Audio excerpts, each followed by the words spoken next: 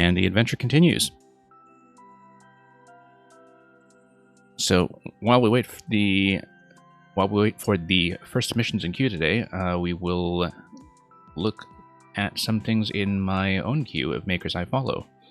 So today we're going to take a look at Lecter, who is a very interesting maker who makes a mix of more technical levels as well as some fascinating thematic ones that occasionally have a very keen sense of humor. As we can see from this example, potentially, Mario revisits his old GeoCities. If you're seeing this message, your browser doesn't support frames. I don't think that's the classic GeoCities logo from the 90s. I think that might be the redesign, but in any case, a history of Maverick website building in the age of GeoCities explains quite a lot about the aesthetic of Mario Maker. So, let's take a look.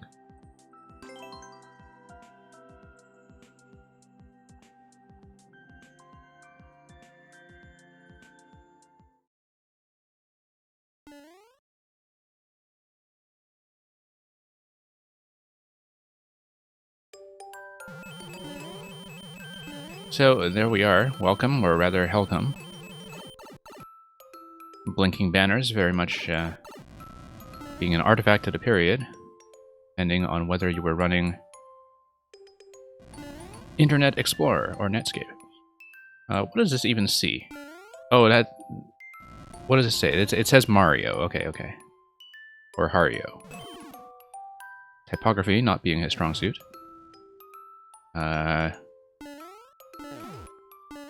There we are. I believe that maybe an object...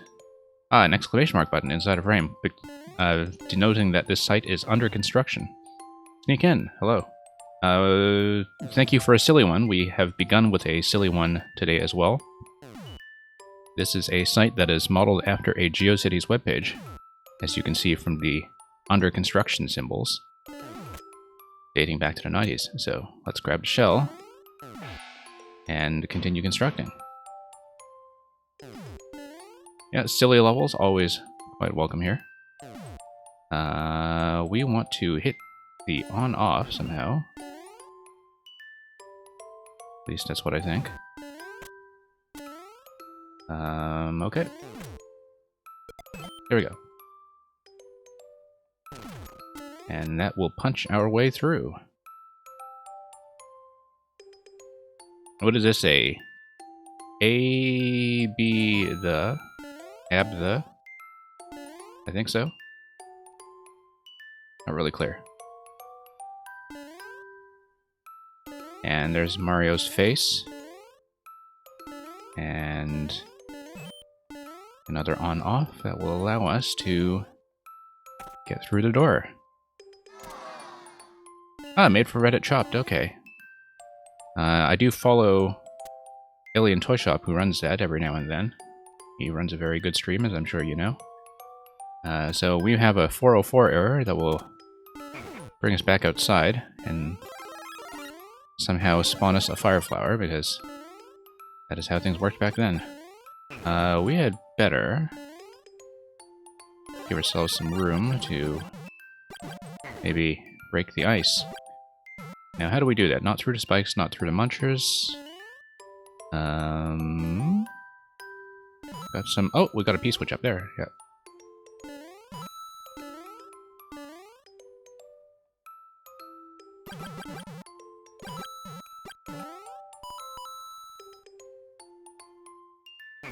Whoops. Okay. So... P-switch will give us access to whatever comes out of that bullet blaster. And what will come out of that bullet blaster. Ow, great. Exactly as foreseen. Whoops. That was a bit of blockage on the POW. I think I may actually be dead. Except I can go through the door and, despite hitting a 404, grab a P-switch. Emperor Lucifer, thank you for the submission.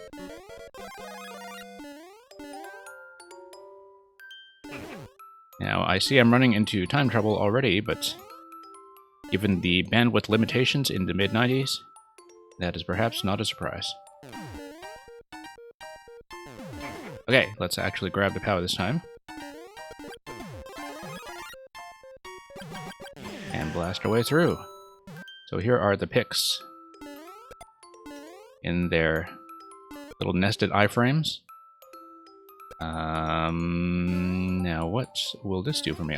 Let's draw it down. Right, because we want to lead this down and hit the on-off. Nope. Okay. Hello, thank you for the submission. We're just getting rolling now, so... There we go. And what does that do as we go down? Oh, it just lets us through. Okay, so let's go to the MIDI sound room and see what music plays.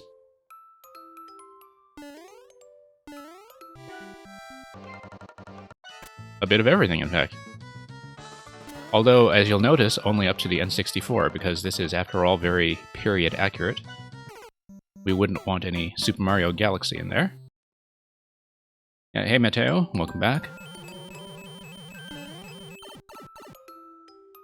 And Cine Mini, welcome back as well.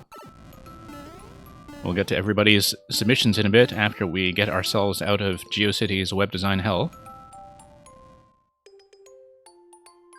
Under construction once again.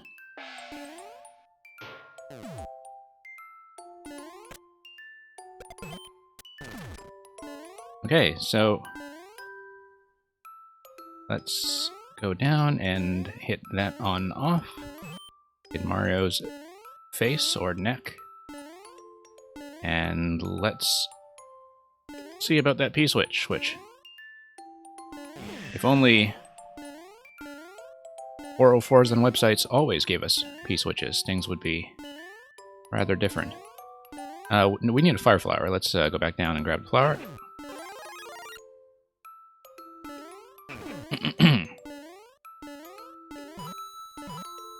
Smoosh, yeah. Let's go up this side of the... Still don't really know what this is. A, B, the, ab, the. Kind of like absinthe, but family friendly. I don't know. Oh, whoops. Yeah, let's power our way down. To the picks section of the site. And lead the switch. The ball, rather, to the switch. Okay, let's not die to the MIDI audio this time. Track 1, track 2. Whoops. Track 3.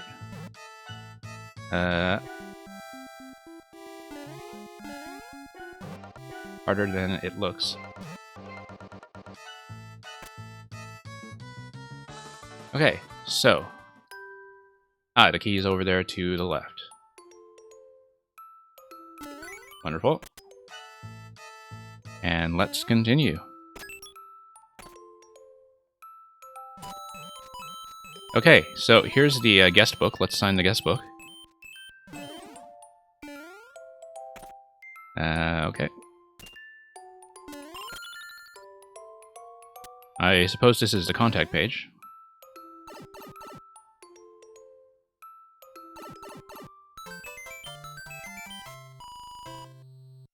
And there we go. There is a blast from the past. Actually, really quite clever as far as using a visual template as an actual flowing level design. So with that, we will get to the viewer queue.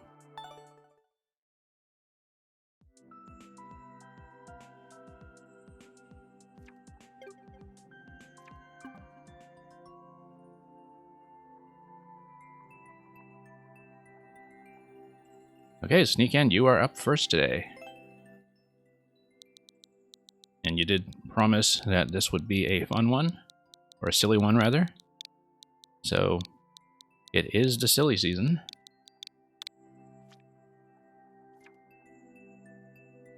Hey.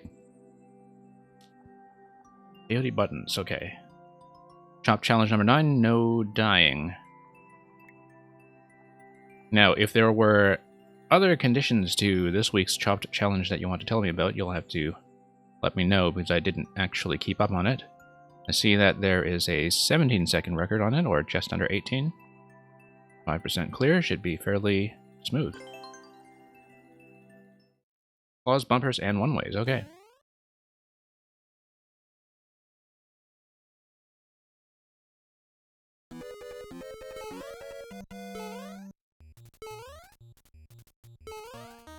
Okay.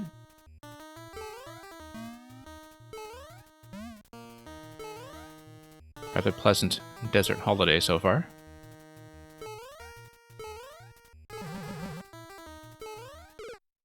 Oh, I wasn't even paying attention to the timer. Okay, I was just busy kind of taking my time to soak in everything aesthetically. So that was silly of me.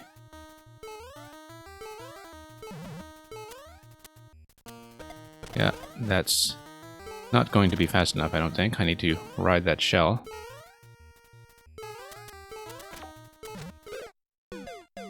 Okay, definitely some riding that needs to happen.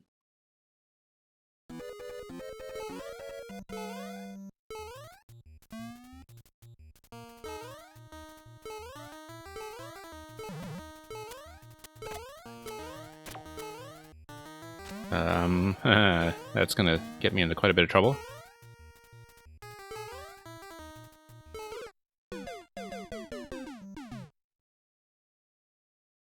So I guess the trick here will be to find out where the forward belts are and use them accordingly, like that one on the bottom I just missed. But yeah, actually kind of interesting as an explorable speed course where you have to and repeatedly do some route finding. I see there's a middle track there.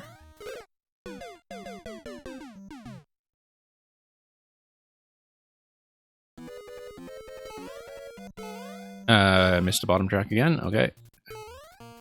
Whoops.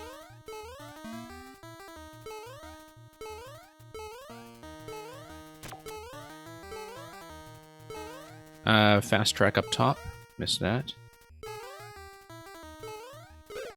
Okay, so bottom track and then top track.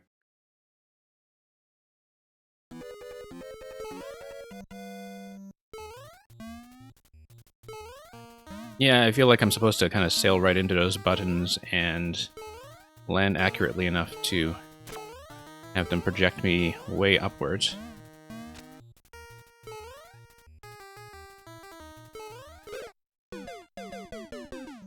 Okay.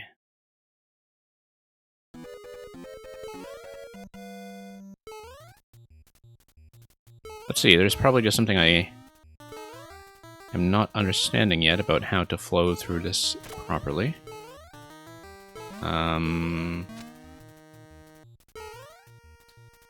Yeah, I can see that there would be a number of viable strats. Sub 18 seconds was clearly doable, judging by the record we saw up front.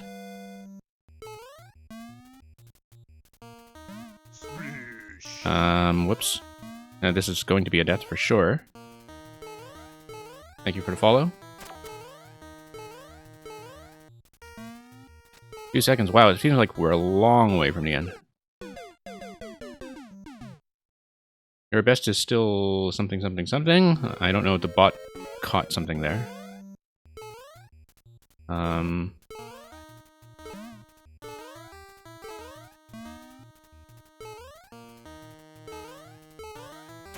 Would be a real shame if timestamps were somehow caught up by some of the auto moderation functions. 18 and change, okay.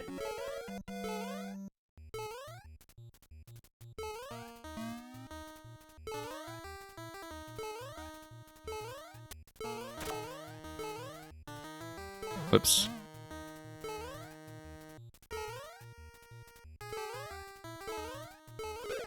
Yeah, this is sort of interesting in that it is the timer is strict and the level is not, and so it is very much about, like,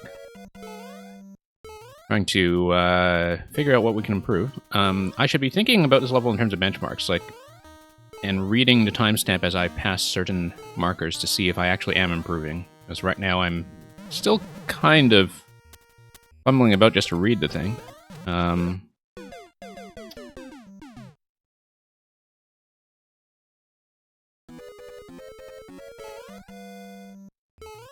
Oh. Okay, 13 seconds at this point.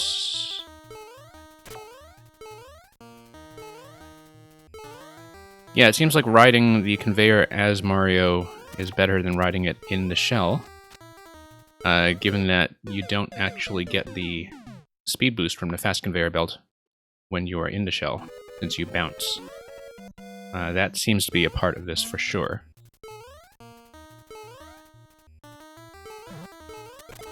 Oh, whoops.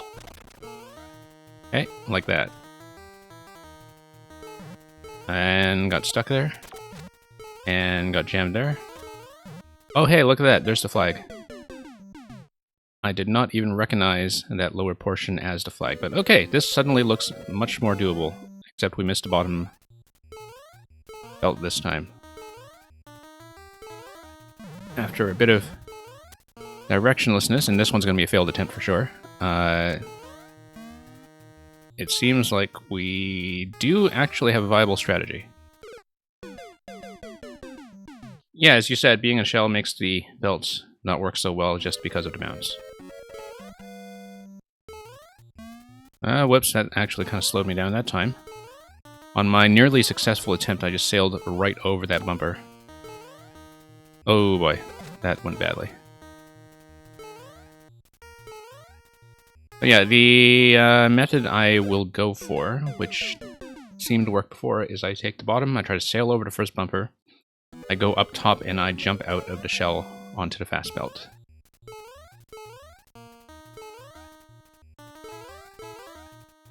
Losing a bit of time on that spot there, and here. Ah, okay. That was very much totally flubbed.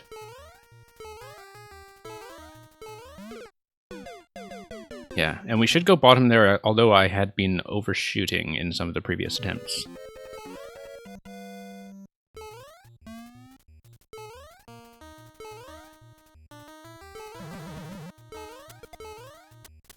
That was a mess. Let's just restart this one. To catch up on chat, hello to all the new submitters, Water N and Frostdale King YT. We will hopefully get to you before too long, if you stick around. Sorry, eyes have been a bit glued to the level as we figure out how we do for time. I'm a little later than usual in responding.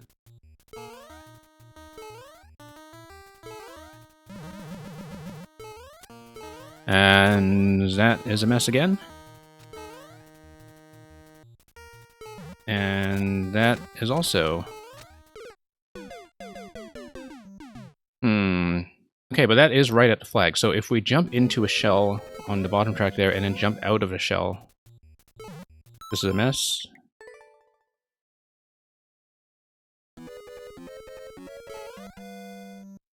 We should be able to take this down soon enough.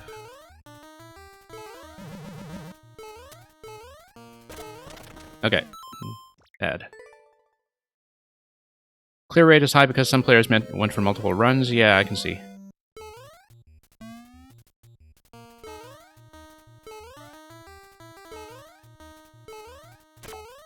But yeah, it is an interesting concept to have a level like this where it is entirely about dying to the timer and not to anything else actually in the level.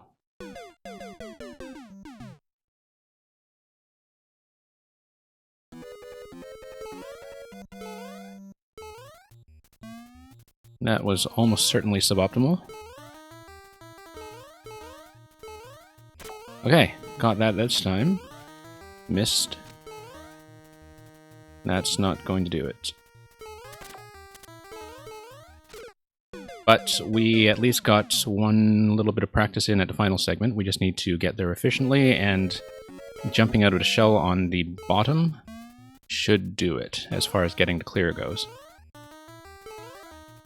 And this traps me every time.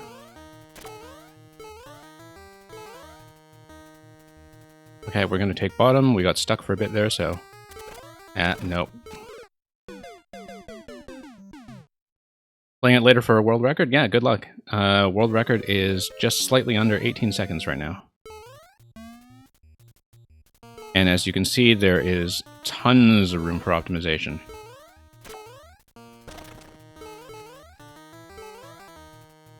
Hey, we're about 2 seconds ahead this time.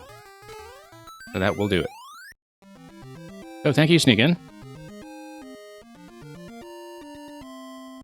Not going to do a record push on this right now, but this one looks like it would be fun to revisit.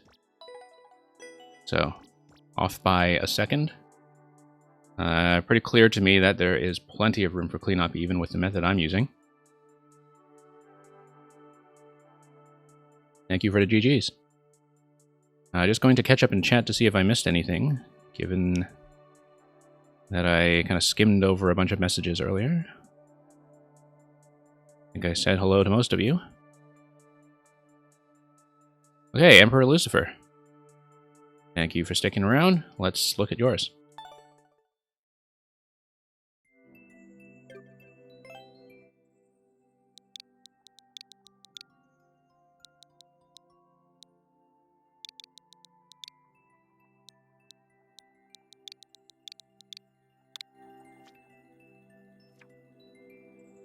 Four Horsemen's Whiplash. Okay, I see you do have a bit of an apocalyptic theme going on. Click more info button below to see full Hello Kitty art. Spin Jump was said.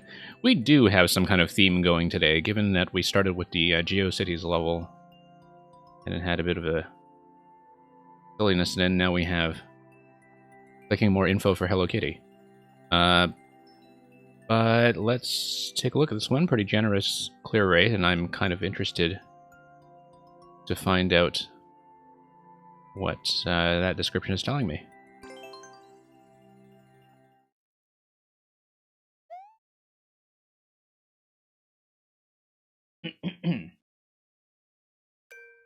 Okay. Oh, whoops. I totally did the spin jump there and did it poorly. I just kind of fell off. Thank you for the reset door, though. I can see where the generous clear rate is coming from. I'm not sure I see where the Hello Kitty is coming from, unless the poison mushrooms are it. But I'm sure we'll figure that out as we go. Oh, I missed your 50 coin. That is all too bad.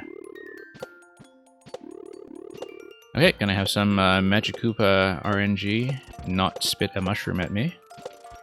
I actually do like the poison mushroom pattern there. That's actually pretty interesting use of those.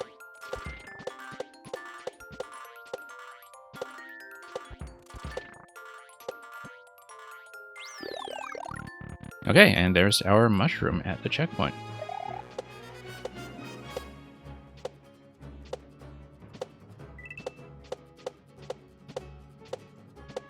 Yeah, rather cute to have the booze there in the middle to very gradually increase demands on my precision. Giving me one little unsafe spot while holding them in place. Actually, aesthetically, that's a pretty neat sign. And, of course, I say that right as I plunge into it. 2 pipes dumping you out on that checkpoint flag indicates to me that I missed something optional.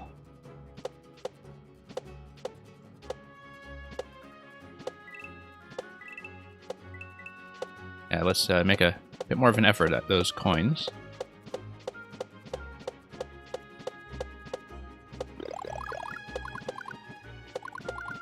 And work our way up steadily.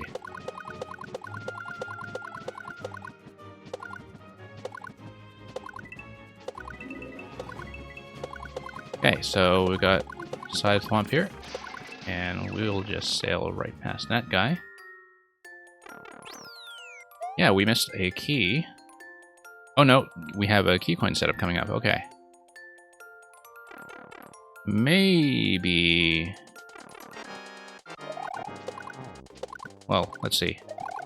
Got some threatening boss music here.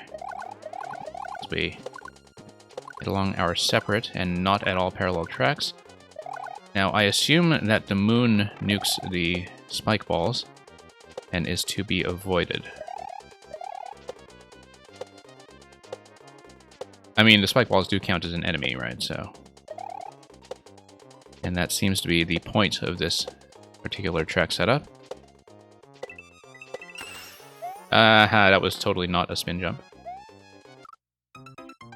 Interesting that despite the scroll location, I did have a bit of a safety landing there.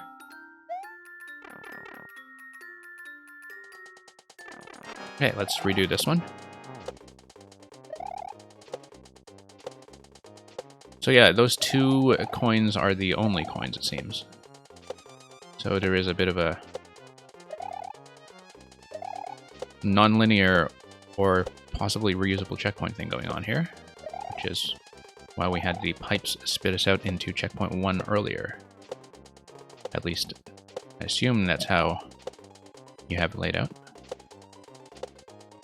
So yeah, we just take our pick of 2 non-linear challenges, this being one of them. Remember to spin jump off that.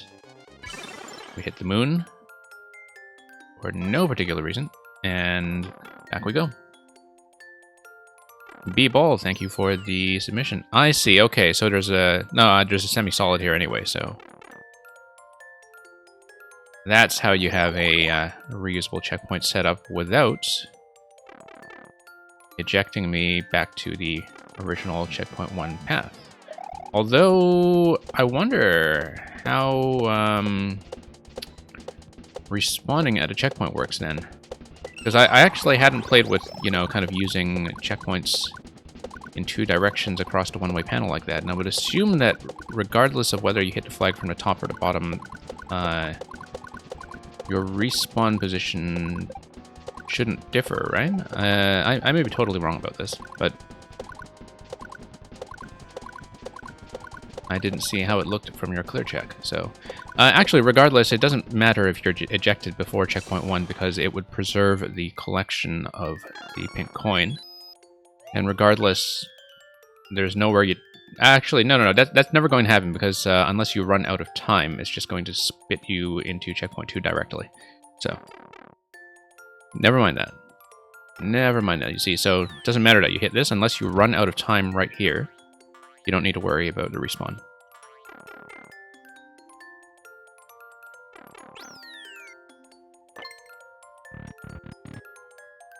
Always have my mind towards how to break stuff. And, oh, let's totally miss the top of the goal.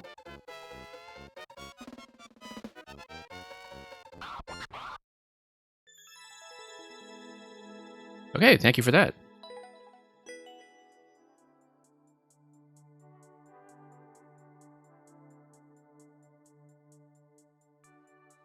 As always, once I have cleared levels from the queue, you are all welcome to resubmit new levels to the end of the queue.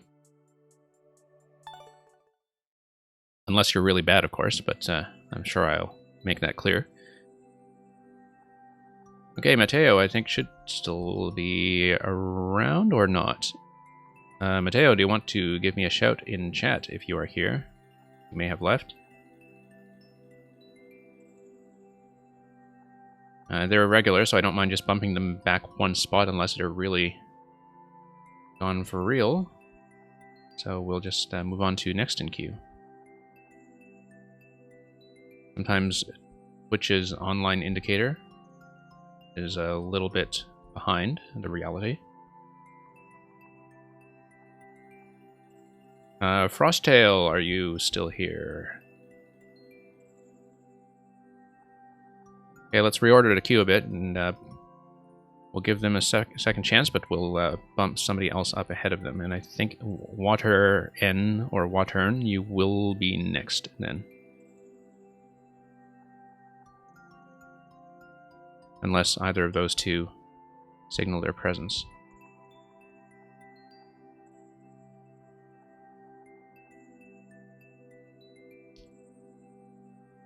They maybe ducked out a bit quickly, considering we were getting through some rather swift levels. It's not like they were waiting for half-hour trolls there, but that's okay. People come and go.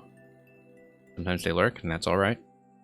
We'll just make sure we prioritize those who are here, so... Water-N, you are so totally not here, I can tell. But we're going to play you anyway. SFL0 BF or YF.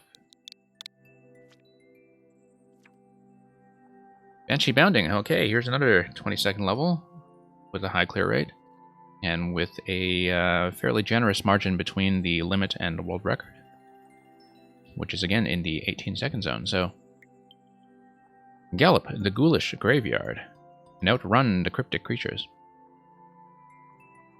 I appreciate your affinity for alliteration.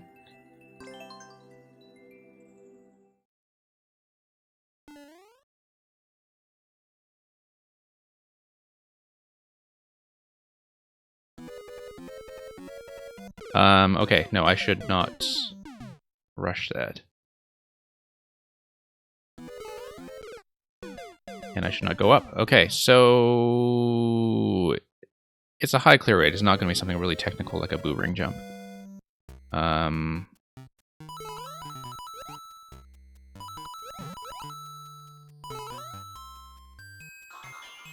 Okay.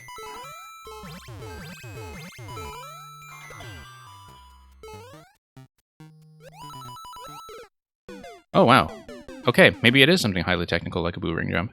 Or I should just run through it directly, given that, yeah, a lot of other setups here looked pretty precisely timed to threaten me without killing me, so...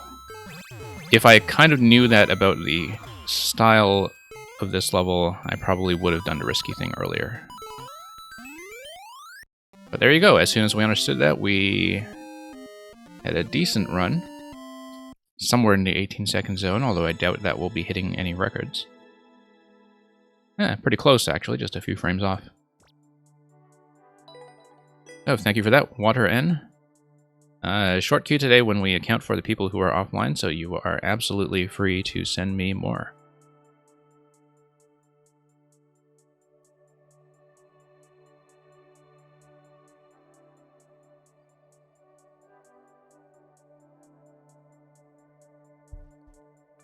Okay, so let's skip the offliners for now. Let's just clear them out and they can re-add if they are back later.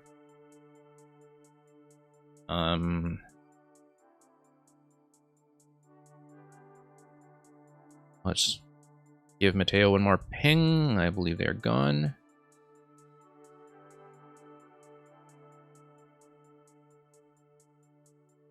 And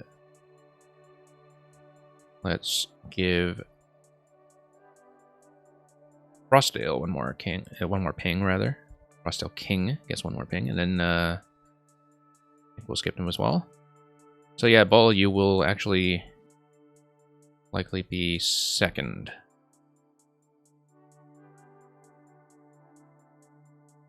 Once we are all up to date.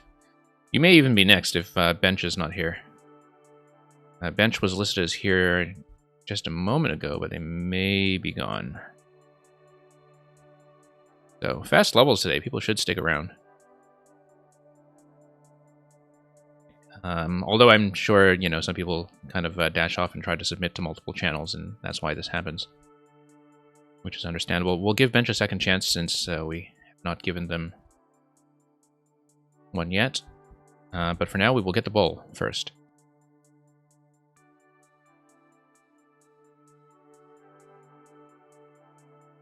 If the bot will cooperate. Yeah, I know you're here.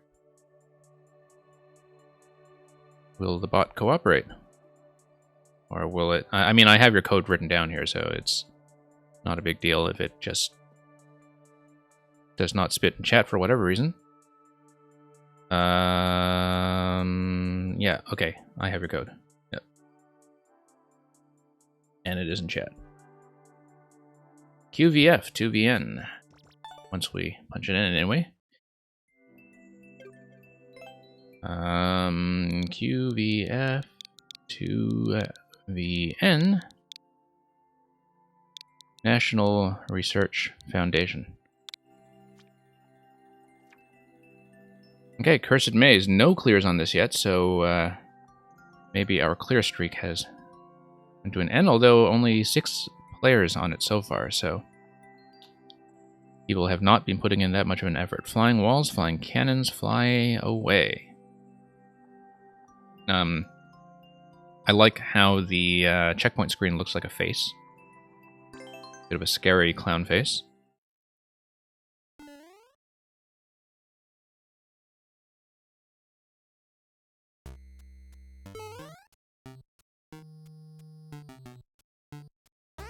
Okay, we'll do that. Oh, okay, it's one of these flying box levels. We totally missed our first shot at the question block. The blank background really sells this concept. I remember seeing one of these in SMM1. So the concept is not totally unfamiliar to me, although, wow, that cloud block.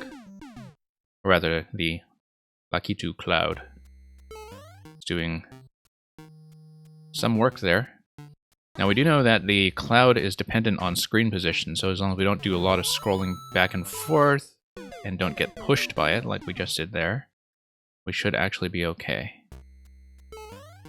But what I should actually be doing is giving myself a bit of a foothold on the right side to dodge that. Be nice to ride it, though. If I ever at all have the opportunity to do so. There we go. There's a key. And there's a smush. Oh, hey, this is pretty cool, by the way. Very simple layout, and I assume it's just the first of many layouts, given that we do have checkpoints ahead. Or at least one checkpoint ahead.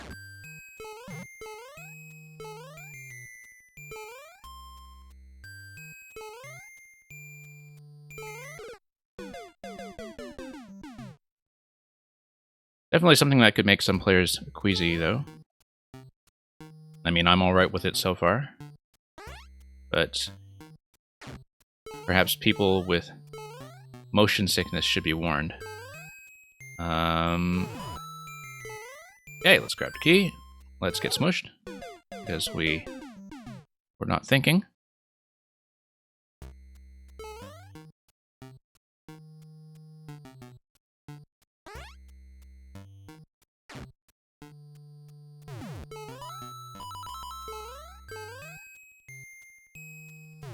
Hello, Alex. Very short queue right now, because a number of people went offline, so if you have submissions for me today, I would be happy to see them.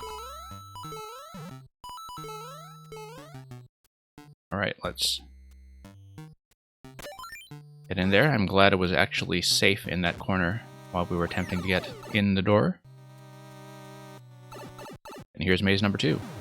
Ah, now it's not so safe to hang around a door. I feel like I very narrowly survived the gap that time.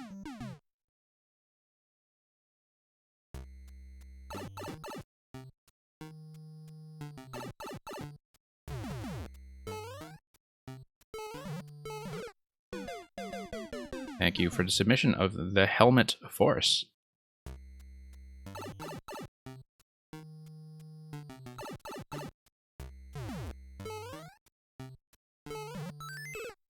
Okay, we need a better strategy for this part, because that pattern that I'm doing now will not work.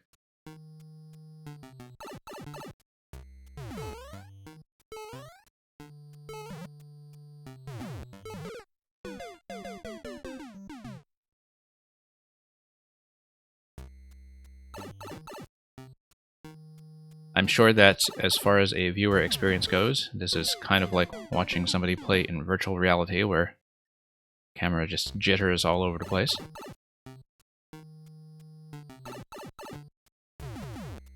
tried watching the demo videos of the new Half-Life game to kind of see what interesting things Valve was doing with VR, and I could not get through more than a minute of those without a little bit of queasiness, just from following somebody else's head tracking camera. And the thing is, I'm not somebody who gets motion sickness easily, as you can tell from watching me stumble through this level, but virtual reality and external footage of virtual reality when you're not in control, not the easiest thing to deal with.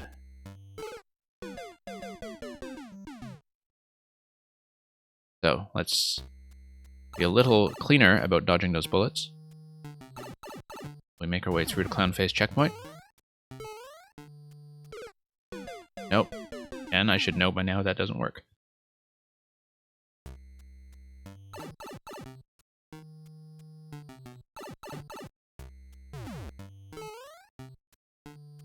We should let that swing over first, and then we will make it through. And then, okay, no. We need to hit that block when the upper blaster is to our left. So we need to, first of all, not be hit by the bullet.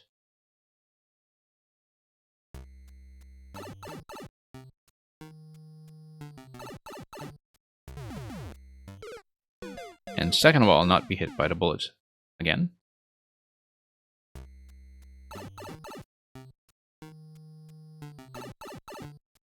Okay, let's do this a little better. So, to our left. Now, our position inside the box is going to manipulate the screen position, which then allows us to control how tightly the clouds hug the wall. So, there we are through box number 2. GG! Now, is that really it? I think it might be, and there we go, first clear, not that hard.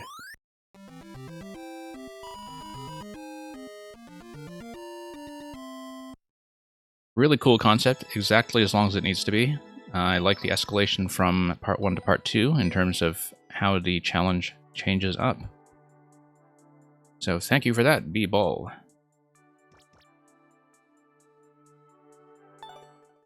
Yeah, because winged blocks, once you put wings on them, I believe they start to count towards the entity limit, like when you put them on tracks, which is why I'm guessing you did not have room for a second checkpoint followed by room number 3. Yeah, 2 boxes, definitely the max, but I feel like that was the right size, and that, you know, I can definitely see why certain people would just rage quit out of that if they feel like it's not in their control. But I felt like if I just understood how to play around the cloud patterns, that this was something that I could kind of figure out like a puzzle, so thank you, really unique. Did I mark this as win? Yes, I did. So let's get to Alex's level. Or rather, let's check if Bench is here first. I don't think they came back, though, so we'll give them a remove. And Alex, you're the only one in queue right now, so, you know, both of you, you're quite welcome to send more things my way.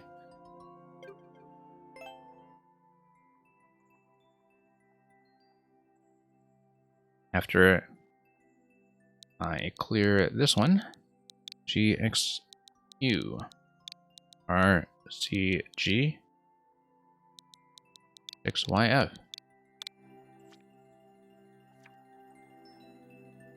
Okay, the Helmet Force. Your helmet can solve puzzle, kill enemy, and protect yourself. And okay. Nice little cover image there. About 5 minutes clear from the current record, so I'm looking forward to a fairly chunky experience.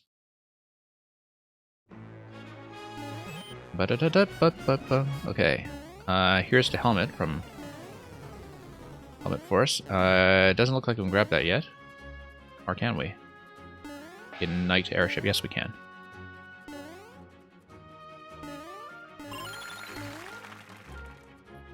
So we switched that off to drop him. Okay.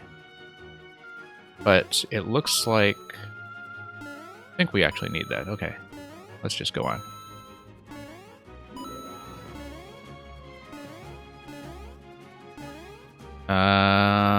Alright.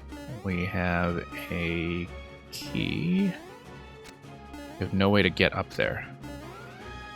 Do we?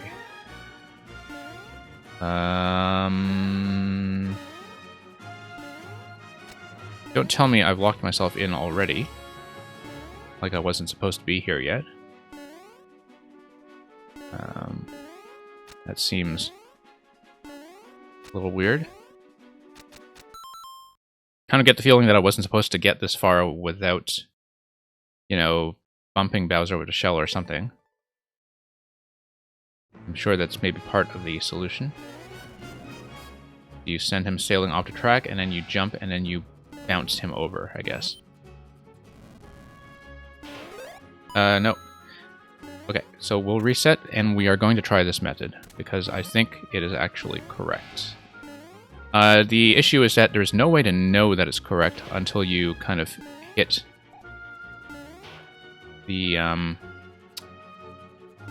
dead end where I got soft locked. So the soft lock is a bit unfortunate because a reset door back to the beginning would have been nice. But I feel like now that I understand the concepts,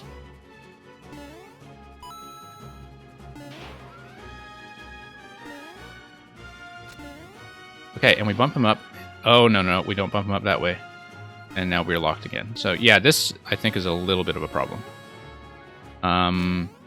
Maybe though we can let him jump up and then bump him up further.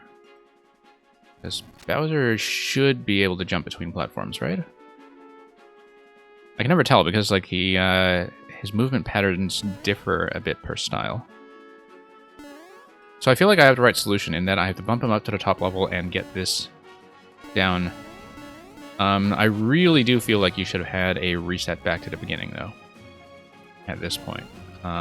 But we will just try that again since he doesn't appear to be coming up. No, wait. Okay.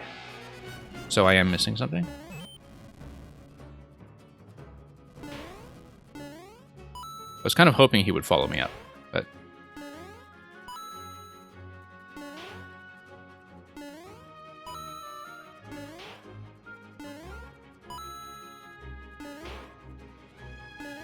yeah, I accidentally bumped him outside. That was the issue that time.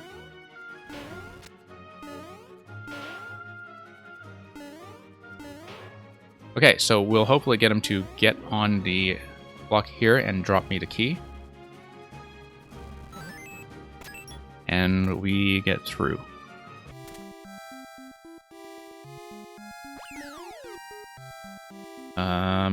Okay. So, what are the spiny hats, or the spinies and the beetles telling me? I don't know. We will have to find out. But it looks like there are a number of exits through that. It looks like the spikes here are supposed to permit me to change hats, but we will go down with the Buzzy helmet first. Okay, so there is a... there are 4 coins and a safety coin over the door in the middle.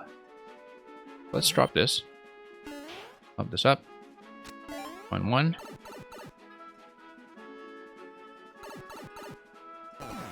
Yeah. Well, I mean, if you don't bump Bowser over there in the first place, though, you definitely have to restart, right? Like, you kind of have to understand the concept.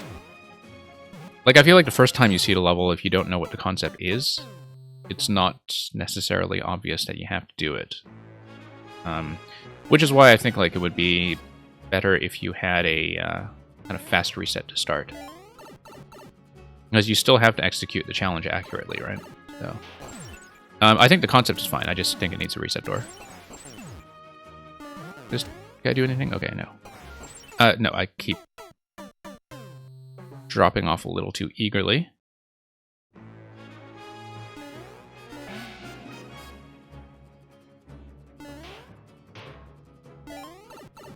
The on-off is in the state I want. We'll do this little speed challenge a little more carefully this time. Oh, okay, it looks like we had to bump that.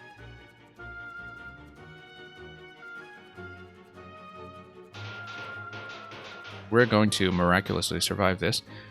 Yeah, no, I see. That we needed to race the shell over here and then bump the shell to the right and have that shell hit the switch.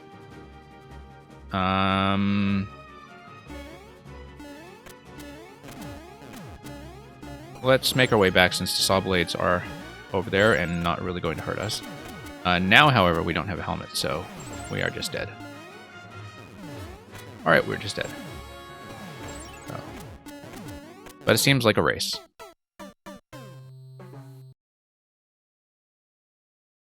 Yeah, I know you can just start over, but it's one of those things where, you know, like, I mean, I understand if maybe you just ran out of doors or something, but it, the thing about, you know, choosing to restart from being stuck is that it never quite feels like the right thing to do. I know I'm supposed to keep the helmet here and then bump the P. And part of that is just how players were trained to think about Mario levels and video games in general, right? Is that, like, with Mario Maker, you know, if you don't know the designer, you don't always know if something was intentionally that way or if it was like a design flaw that they overlooked. And so a lot of people will just kind of assume that it's a design problem. I missed it. I mean, it's too bad that we only have 4 pairs of doors to work with, because I think part of the issue is that, you know, you can't have very many reset doors if you also have complicated door setups. I think the idea of the individual segments is quite nice, though. I really do like how these play out. I am too slow, though. I need to do that faster.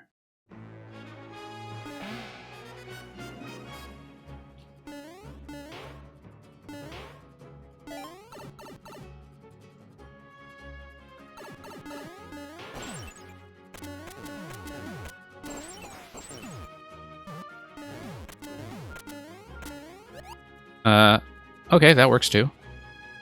I was going to head bump it, but, oh boy, okay. Nope, that's gonna be a problem. Well, I'll try to proceed anyway, but I feel like I need to keep the helmet in order for this to be viable, and that's... the saw blades just stay there anyway as a death timer, so... I have lost. Hey, Jella, welcome back. Yeah, I know I was supposed to go fast. I just completely missed the on-off gate when I was making an attempt at it. I also didn't know that the saw blade pattern would kind of enforce the timer at the end like that. Oh boy. Let me pick this up. No. Okay. Okay. It's not letting me hold it, and I think that's because I never actually jumped on it. I just bumped it. So I need to get in a position where I can, in fact, hold it. Yeah, so it was not letting me pick it up simply because never actually neutralized that shell. Okay. Yeah, you see... Okay, I would really like a chance to jump on this thing. There we go. Okay, there we go. And I lost that. That's going to be a problem. And I see that's a problem because I do need to give myself some headroom with the helmet. Jella, it's going alright. We had a really fast run through a lot of levels already today, and so the queue has ended up being very short. Oh, come on. Give it to me. Yeah, that feels kind of weird. And I'm totally not going to make the timer now. Yeah, that's unfortunate. That's fine. Let it touch soil. Yeah, you're right. You were quite right about that. I should not be juggling it.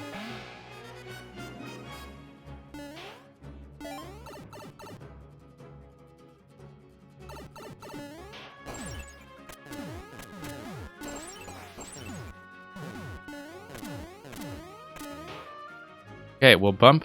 We'll let it land. Now we'll pick it up. Okay, you are correct. Okay. No, this is going to be a death. Was actually too fast that time, maybe. So we will have 4 of these challenges to get through. The second one, the top left one there, did not look so bad when I looked at it, so... This one... We'll, Okay, we'll let that land. We will send this through. Okay. Okay, we made a mistake there again. Seems like we need to climb up on the vines on top of the big thwomp to the left. Okay, we get it. Demonic Egg 91, I am not great with shell jumps. Although the one that you sent me last time was kind of right about what I am able to do, where... Like, you sent me the one where you kind of bounce back and forth over the moles, I think, and like, that was clearly marked enough that, you know, I'm able to execute it some of the time, but it's not like it's a free-flowing shell jump, if you know what I mean.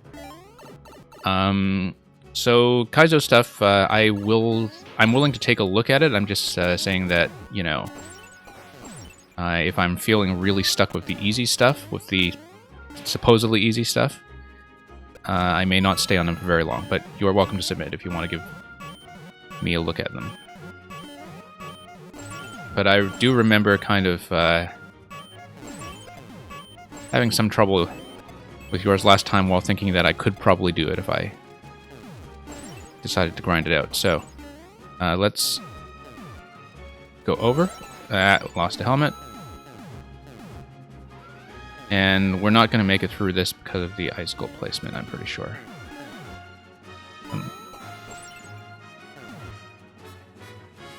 Oh, maybe we can, actually. Nope, we need a helmet for this one. Yeah, Jella, this is pretty interesting. It's a level that is substantially about bumping things with your head. And we're in the second part right now, which is, as you can see, a non-linear 4-room challenge setup. Oh, whoops. Where I need to beat that shell as a kind of timer and then survive with a helmet all the way back.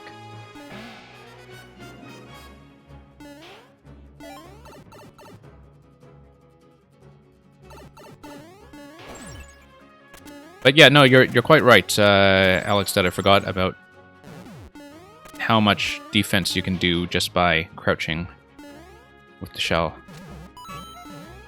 Like that.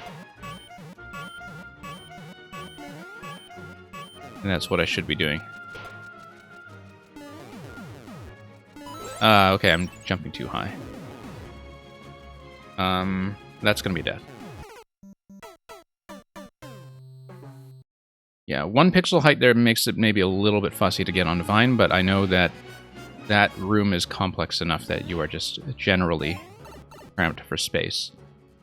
Does feel pretty tricky, but...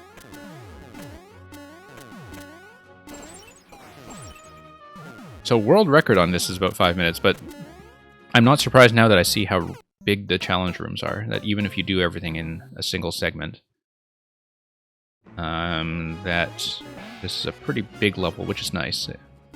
I've had a lot of short ones today, which are fine as well, but we definitely got through things very rapidly.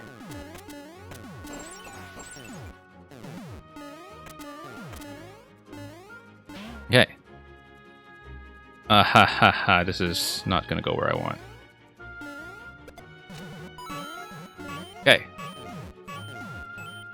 We somehow managed to scrape by.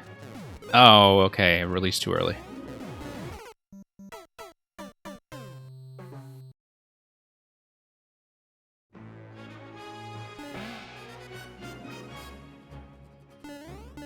Yeah, tight hitboxes can be a little bit hard to judge sometimes, but we'll try that.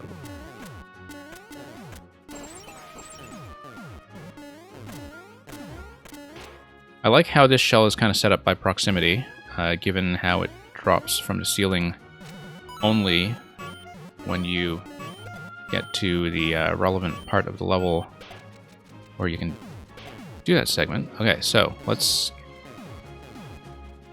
So we want to hang left early enough that we can bump the icicle with our head. Nope. Okay.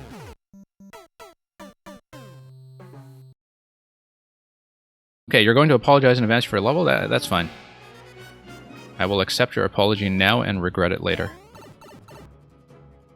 Yeah, I could definitely tell that this is probably the hardest given... I mean, I know I've only looked at the left side so far, but the top left ones seem pretty easy.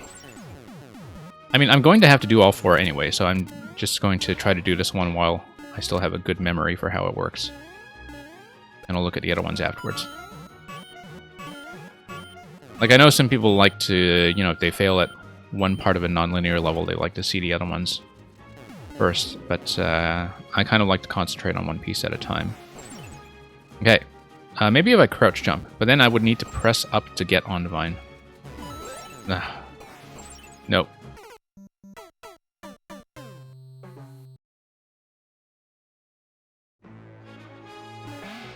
And then I have to do that twice because I've got the big thwomp afterwards, which is a very similar thing. Like, this guy, again, have to get on top of the thwomp, but under the icicle. So yeah, this stuff feels pretty smooth so far. Definitely having trouble with just getting on Divine, though. I think I need to let the thwomp do its swamping and then get back down, maybe? I don't know. Like, I don't think I've made that once. I can climb, okay. So I can climb just kind of on the edge, right? Yeah, that's maybe not obvious. It's more obvious in a style like SMB1 where you're always clinging to a side of Divine. I don't think I'd really played enough with Vines in SMB3 to really know that consistently. So anyway, thank you for the tip, because I think I would need that. So let's just try a straight climb this time and hold up. Okay, there we go. Not setting any speed records, but that is fine.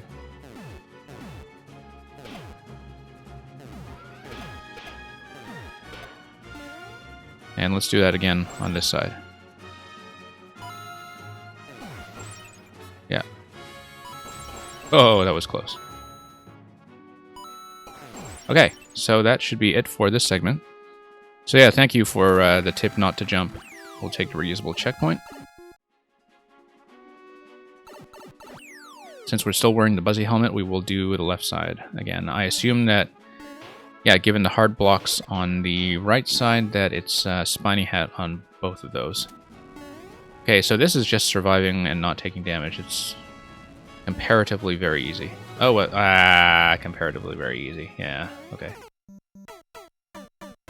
And I assume you just head bump the saw blade while you're wearing the helmet, and that is enough to hit the P-switch. Given whatever you place under there. Well, why did I do this? I'll just die. I'll just die.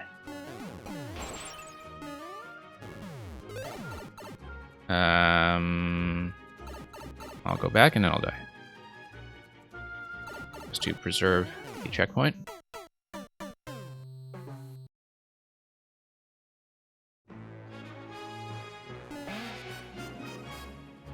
Okay, so let's actually remember which room we are doing this time. So yeah, it gives you a little clue in the bottom right to hit the P-switch. And that bumps me off. Yeah, I assume that, like, the clue involved a muncher, so it's like hitting a block that launches a muncher to the P-switch, I would assume. But maybe we're just off-center or something.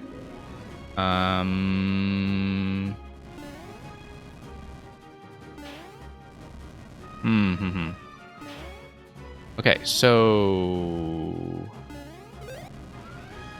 That's not it. Okay, let's die and read that clue again. Yeah, I did see that you gave me a suggestion on the bottom right that you had a muncher, arrow, and the P-switch. I only read that as a clue that I need to hit the P-switch, but it probably tells me how. I see. So the muncher down here is the only muncher that is relevant. So we head bump the muncher all the way up. And we go through a door and unnecessarily reset. Yep, that is in keeping with the theme of the whole level, so...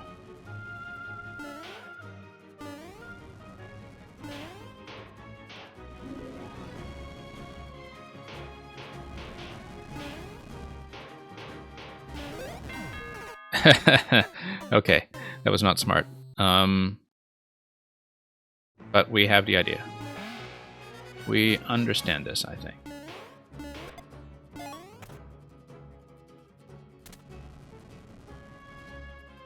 Okay, let's do this again.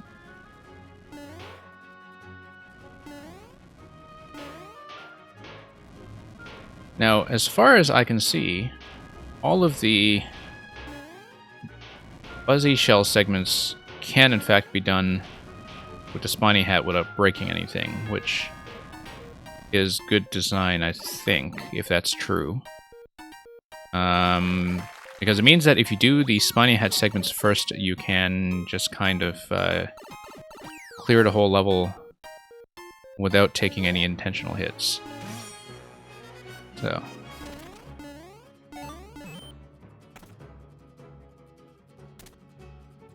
So this is another muncher clue. It looks like something will probably drop on that jump block, and... oh, maybe not. We gotta hit it.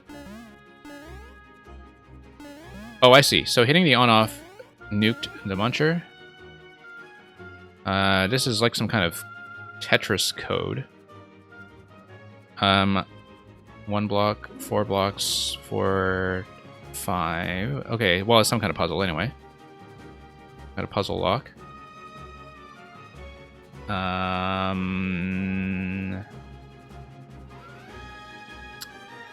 I see. So it looks like that we'll eventually need a power block to get through here.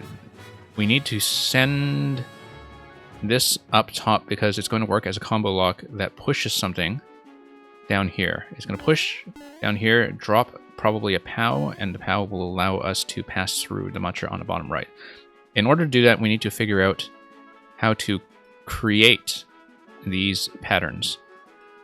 And so, given that these are going to be 4 stacks, we want to bump this twice.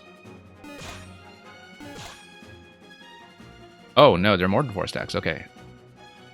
We'll bump this 4 times. We'll do 3 and 1. 2 and 3. And we'll see if we are correct.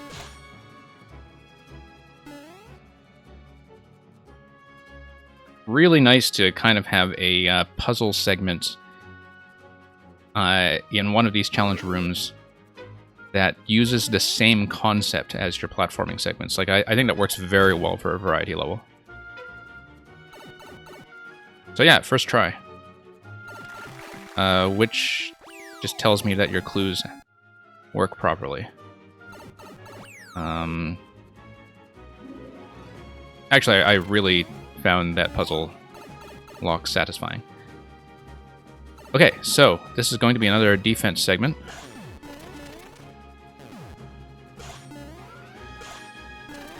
in case we haven't learned how to do that already. We're going to grab that coin because we can. Oh, that's going to be a head bump. Interesting. I didn't know about the cannonball interaction there. I bet we actually need it for something.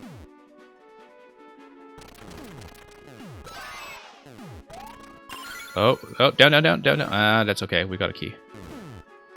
And that's okay, not okay.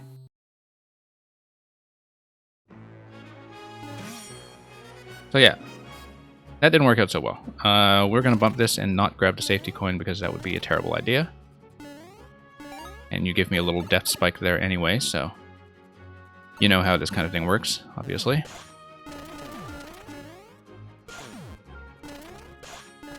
Okay, get our timing.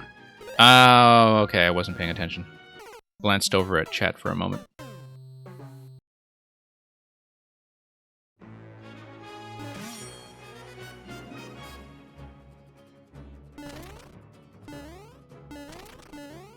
Okay, through we go.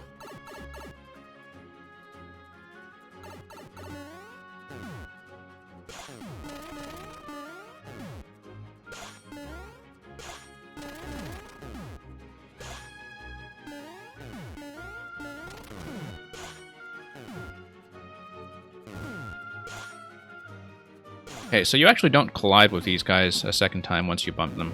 Once you bump the cannonballs, they just sail off, and it's just pure animation. I'm gonna run out of charges on this cloud, I can just tell.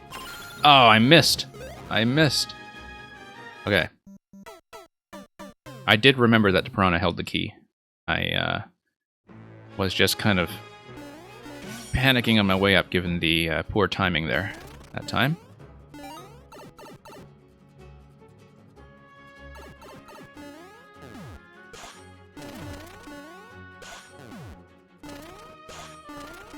No.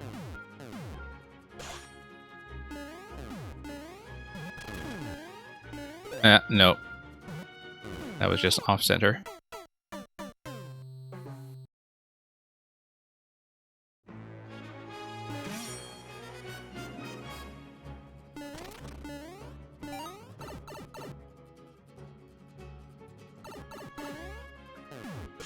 Okay, here we go.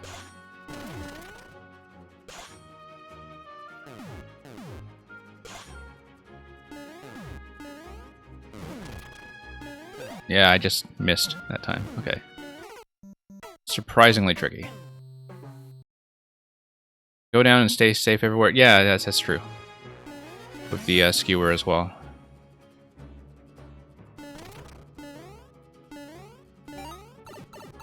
I do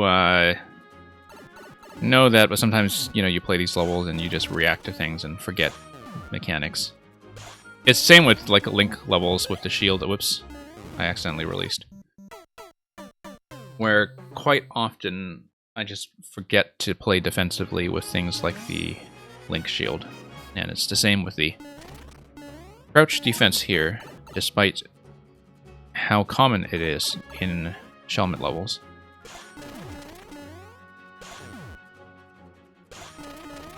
Actually amazing how often I forget about this.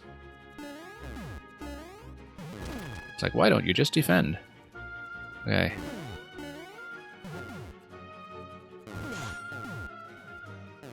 Well, why don't I? Oh, timing is way off. Nope. Okay. This is not even hard. Got the key the first time.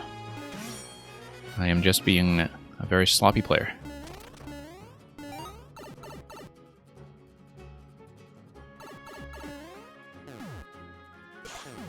Okay.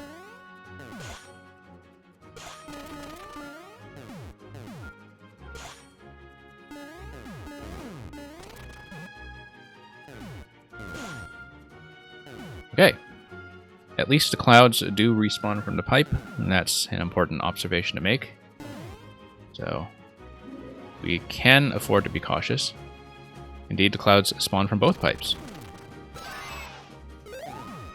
I'm through the door anyway, so I don't really care about losing the Shelmet. Although I will need the spiny hat to get to the key door. Grab the safety coin. Then die a horrible key death. Okay, let's punch this thing. That's pretty satisfying. I like the detail of the Buzzy Beetle and Spiny just kind of hanging out on the left side. I see that I missed some kind of red pipe exit that would dump me onto the 50 coin, but that will be something to look out for some other time. So, 22-minute clear time. Spectacular. Thank you for that, Alex. That was a very nice variety level.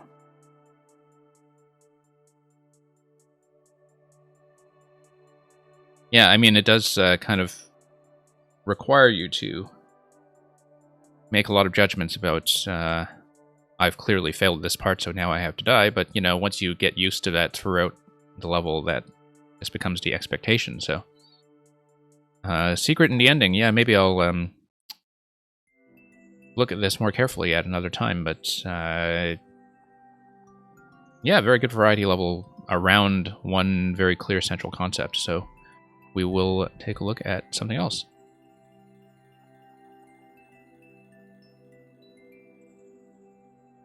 Okay, Beeple give us something else, and he is still here by the looks of it.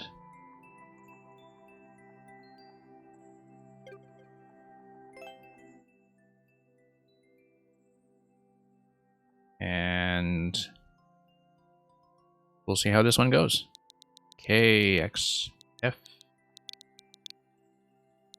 E0J GDG. Is that a good troll? With the letters D, G, and R capitalized for obvious reasons. Yeah, thank you for dropping by, Alex. And thank you again for the submission. So, hey, the cover image is very well designed, by the way. That is exactly the kind of typography that I would expect out of somebody who makes troll levels. You know, like you pasted it together in a ransom note or something. Try again, you are so close. So just so you know, with troll levels, sometimes the progression can take a while, as you know.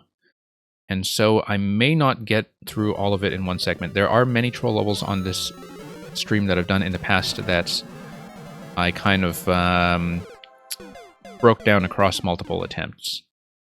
So it may be that I don't finish and I move on to somebody else.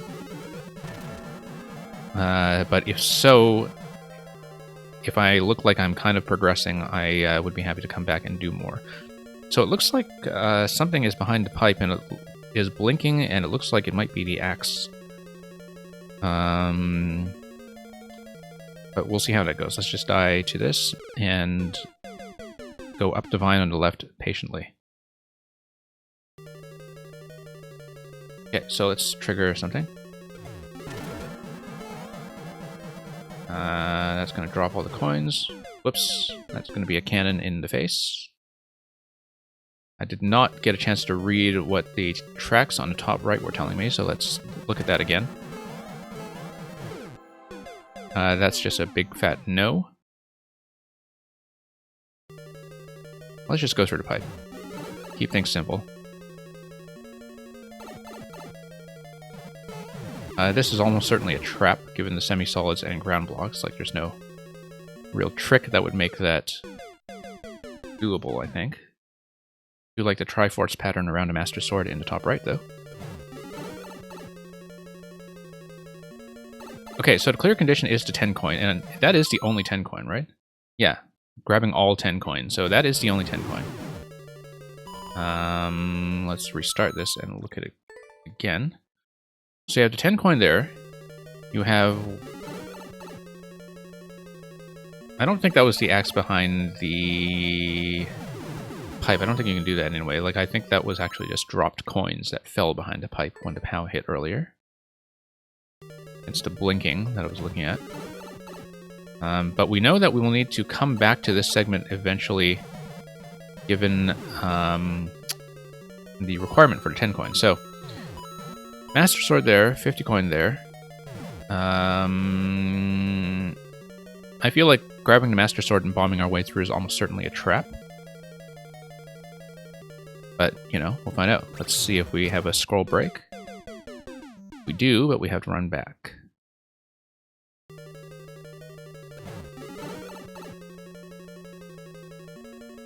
Okay, let's jump around this spring. No, we missed.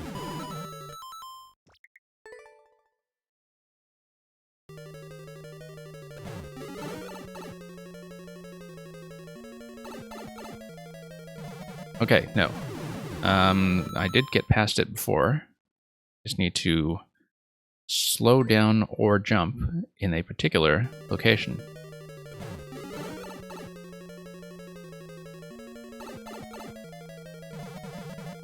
And it's not going to be that location. Yeah, so I see. So you have a bunch of cloud blocks and you have a jump block that's right under that trampoline. And so that's the bounce point. 2 spaces from the right.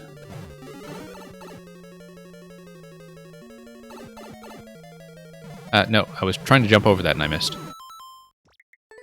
I do see where that block is, though.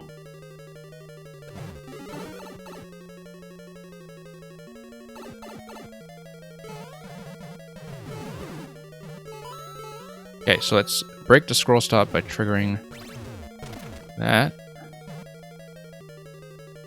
And we will go under, because that seems correct.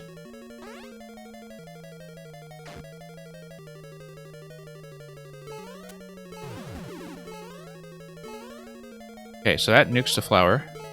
We didn't want it in the first place because of the one-way panels, though, unless there was a way to break out of here.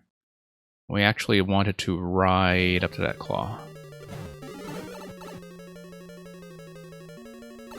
Dodge this block. Forward and back, and forward.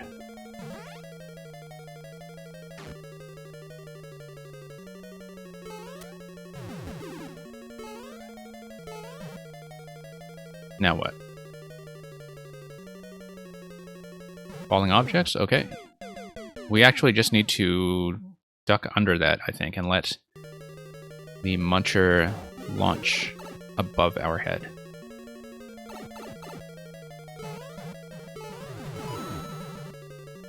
Right, left, right.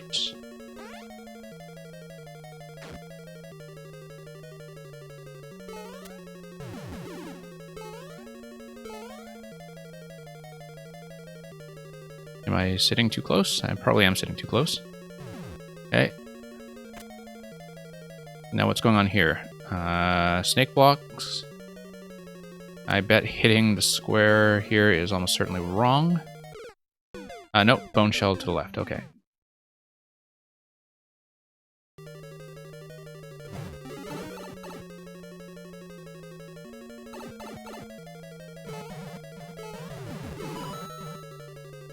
Right, left. Right. I assume that this was something else that was made for like one of the DGR troll contests. I don't really follow the kind of troll metagame on that challenge by any means. On that channel, rather. By any means, but like there's probably an invisible block or something on a track. Do we want a mushroom? Probably. Yeah, because having a mushroom would allow us to hit that. Kind of felt like there would have been an invisible block there, but okay, guess not. I think we are just dead because we needed the mushroom and then we need to hit something with it. Okay, and that precludes us from going back up.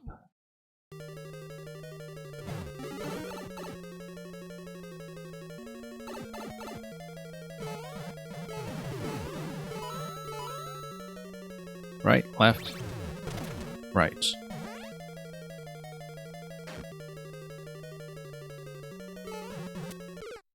And we're just going to take a very needless death.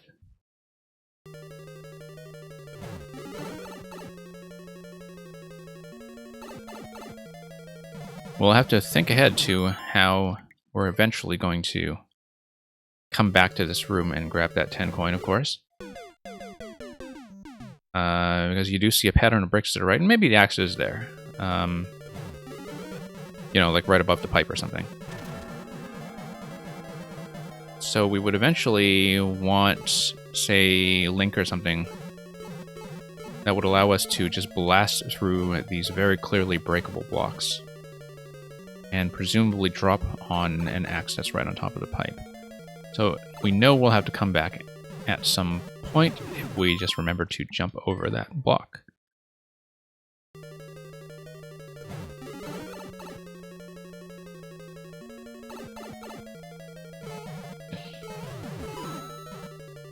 Right, left.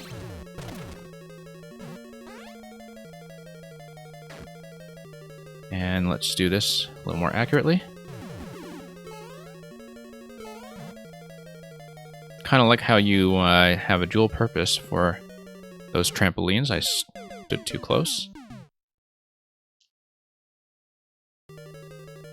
I mean, kind of nice to have that trampoline square set up to begin with, but the dual use as a track as well as a deflector is pretty cleverly made.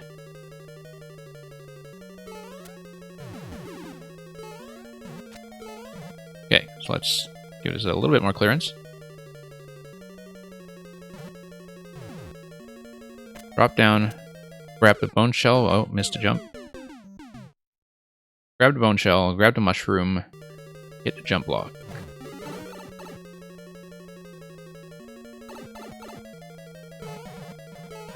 Note block, rather.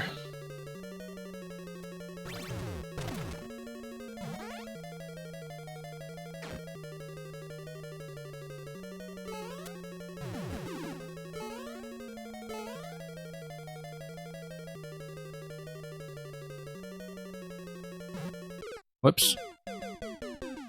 Yeah, so we want to get right on top of the fourth square from the right. The fourth hard block from the right.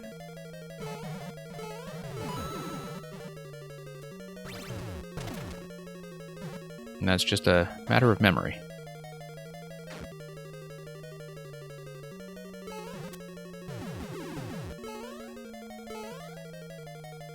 Fourth one from the right.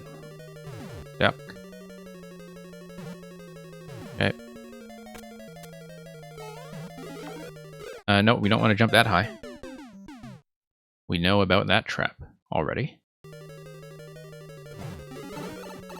Or in front of Bowser statue. Okay, well. Sorry, I got distracted by chat. That's alright, you're free to talk to me. I just take hilarious steps that way.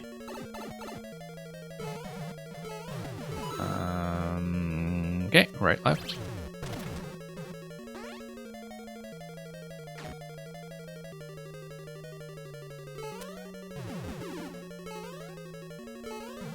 Or in front of Bowser statue. Ah, okay, I see what you mean. What a thrilling stealth game this has become. Okay, so what triggered the mushroom? We gotta figure that out. Proximity? Something else.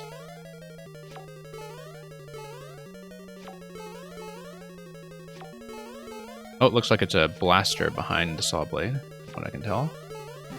Oh no, actually I just hit that to begin with. And how did I send that down last time? I had something fall on top. Ah, okay. So I wait. And I wait until something falls. And that allows me to grab the mushroom. But then what do I do? I don't think that helps me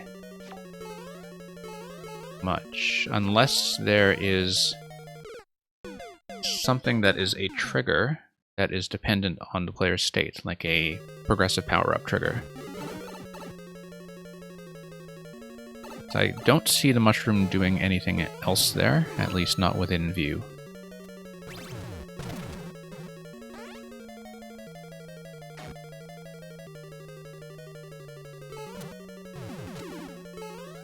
Okay.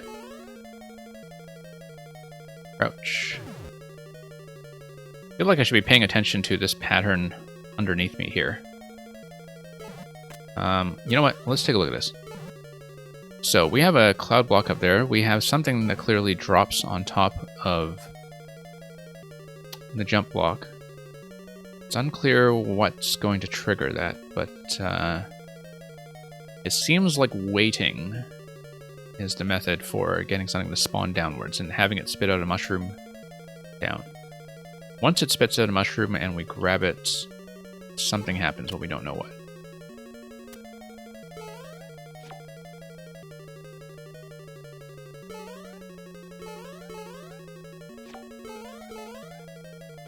I think we just wait and not hit our heads in that block because it will send the mushroom way too high.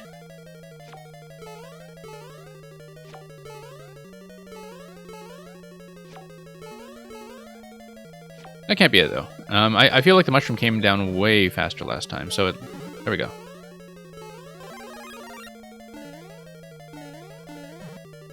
Now, the extra height from the mushroom might now allow us to hit something.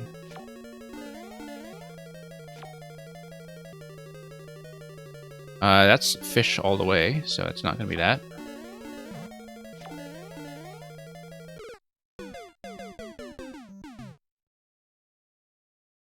Don't know what that track is doing on the right, because it doesn't look like it's an invisible block on the track. We would have run into that already if that were the case. I think.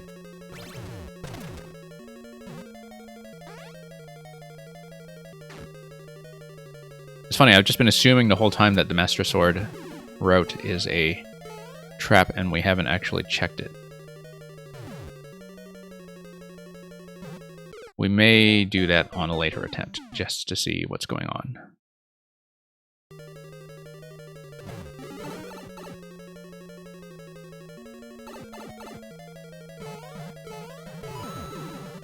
Not this attempt, though.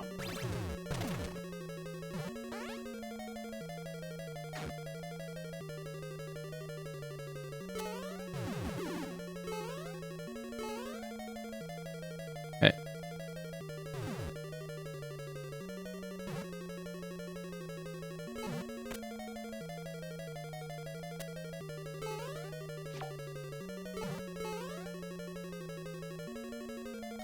I wonder if the snake block does anything useful for us.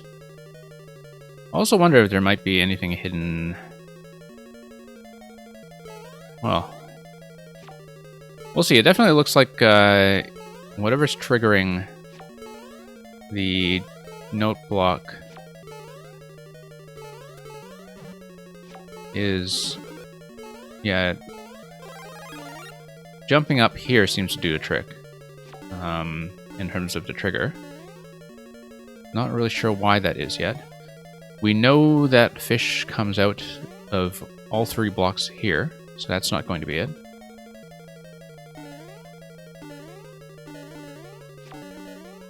No invisible block over here that we know about.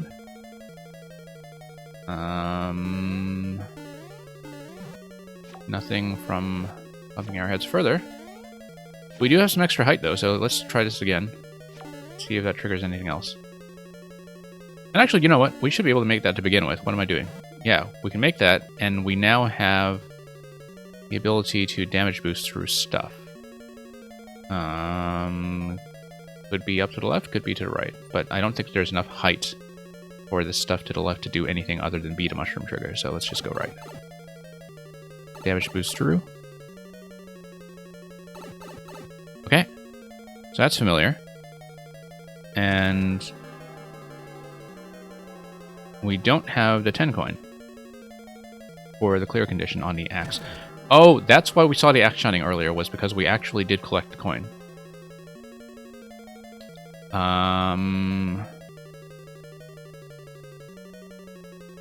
But we now know that that has been broken open somewhat permanently. Whoops. Okay, no, I know how to do this. I know how to do this.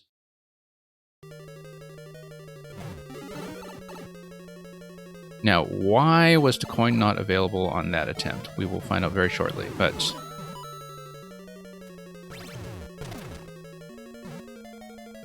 yeah. I guess as a clear condition-based troll level, there is at least no checkpoint madness, which was why it was feeling so short in terms of getting back to the goal. But I think I actually do understand the solution at this point. We'll just have to see if my instincts are correct.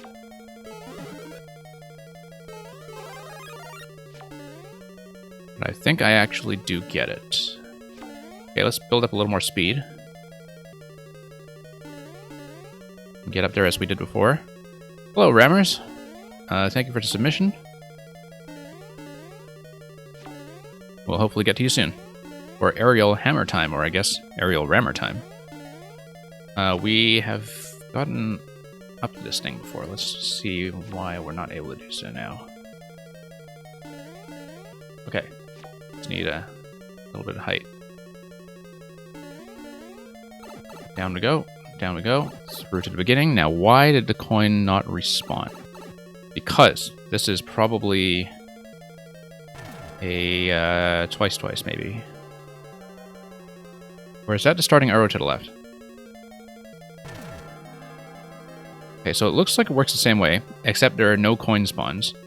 Possibly because the coins were nuked by the POW the first time. So we need to not have the coins nuked by the POW, or to grab the coin with our head as it falls. Because, yeah, this is clearly the actual beginning because of the starting arrow.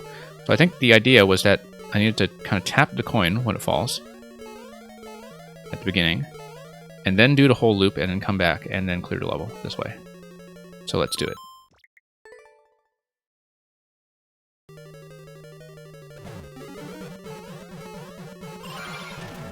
Okay, we got it. Now we do the whole loop. And that should actually give us the clear.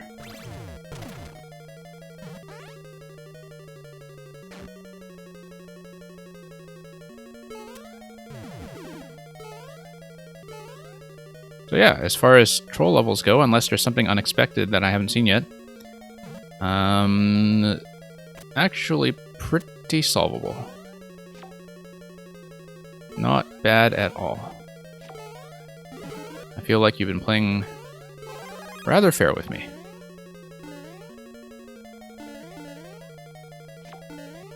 Although we have this little execution barrier here. No, I never checked Link. That's true. If I do get to clear, maybe I'll check that just to see what's there. Yeah, sure. No, I'll check it. I've cleared this thing, so I'll just duck in very quickly if the people behind you in queue don't mind. I'm just going to check what happens there in that spot. Okay, not the world record, but like I said, I think it was actually pretty manageable and fair as far as trolls go. I don't actually need this if I'm not intending to clear, but let's check it. Da-da-da-dum.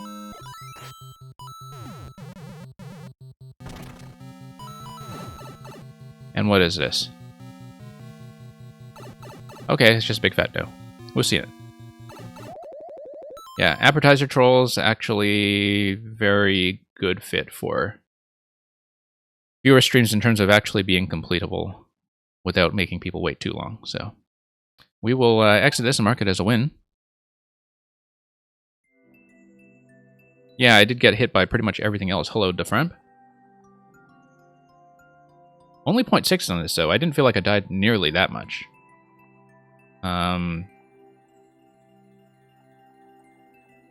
There isn't really that much stuff to die to.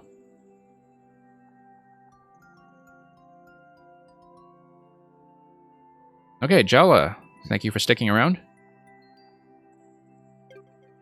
I know you are here, at least you were a minute ago. So we will take a look at V2B. Now, you apologized in advance for this level, which makes me wonder what is in store. Thank you for the submission, Def Ramp, of Race to Christmas Day, which hopefully will not take us 9 months to clear.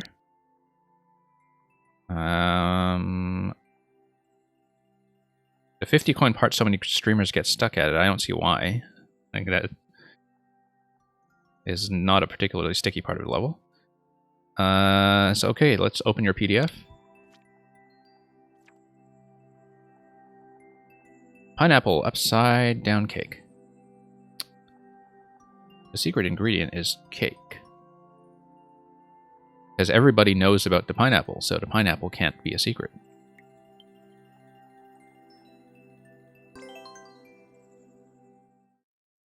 I mean, you make it pretty obvious, B-Bull. I think that the door reveals itself under the semi-solid and there's no way back down, so... I can see why people might have a bad habit of going over. But you see that once or twice, and that's not hard to read. But I don't know. I don't know what other people are good at or bad at, and I certainly have a lot of blind spots when it comes to trolls. So... there are certainly some things that I miss that may be obvious. Oh, upside down, okay. So I should not be impulsively worried.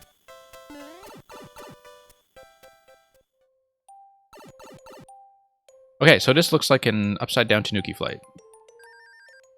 We'll just build up some P-meter at a safe distance. I see, okay.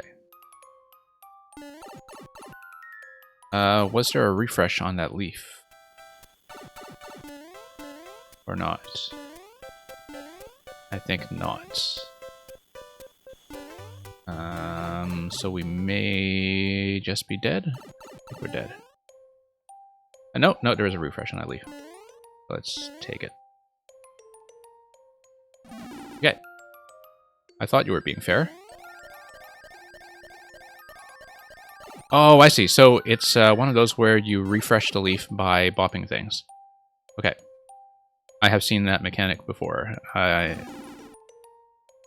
thankfully learned it. It was one of the last things I really kind of learned in Mario Maker 1 when I was catching up on it near the end of its life. I hit the spike, okay. Let's head back down. I'm glad that I actually have some latitude to retry.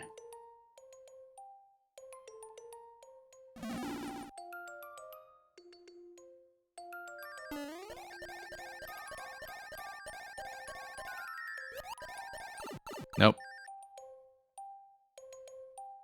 Eventually we will reach the point in this level where coming all the way back down to the leaf is no longer practical. But it is not this day. Or this minute.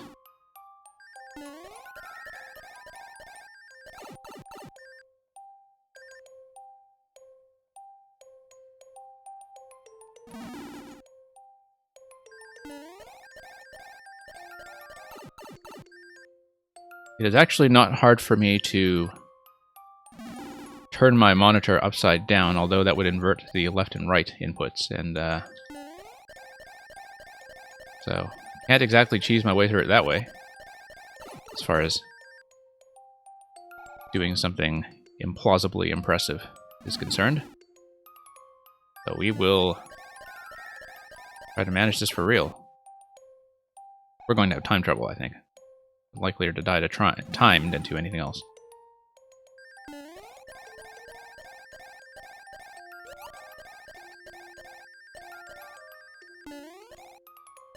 Hey, you know what? Could be worse. Could be don't touch the ground or something.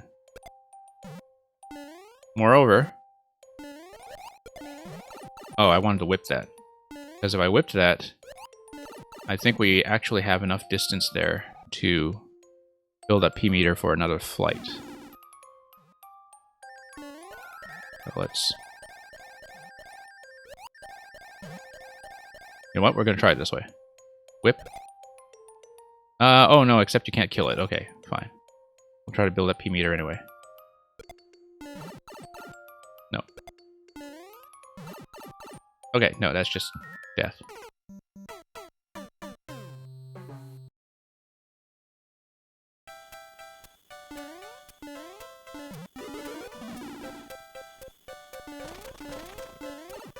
Ba-da-dum bum bum bum bum bum. Ba-da-dum bum bum bum bum.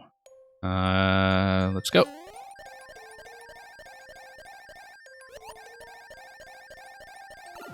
Oh. But watch our heads.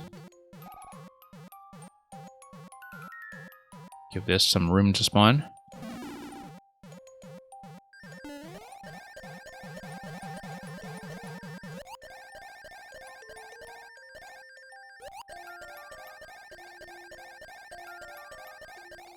Whip our way through. See, that wasn't that bad. Not that bad at all, except that was a one-use leaf, and we should have seen that coming. Because now we're going to be in trouble.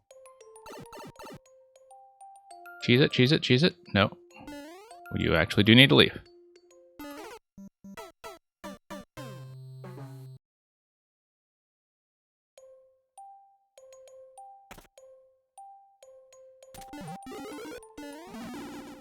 Okay.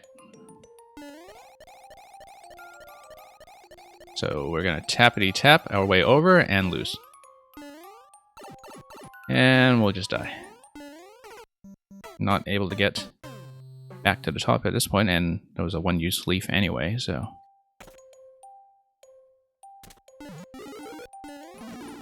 Okay.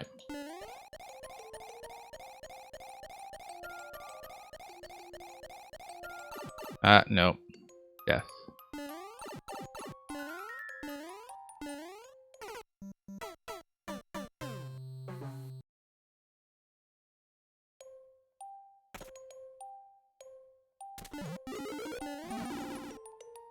Okay.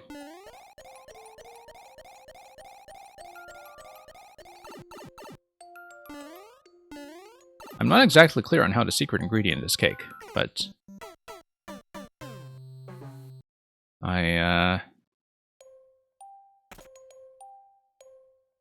I'm sure that baking cakes upside down is perhaps not the best of practices. Okay, this is being a little bit troublesome. There's really just that one part there, because of the massive spike hitboxes. Creamy Bummer, welcome. Thank you for dropping by.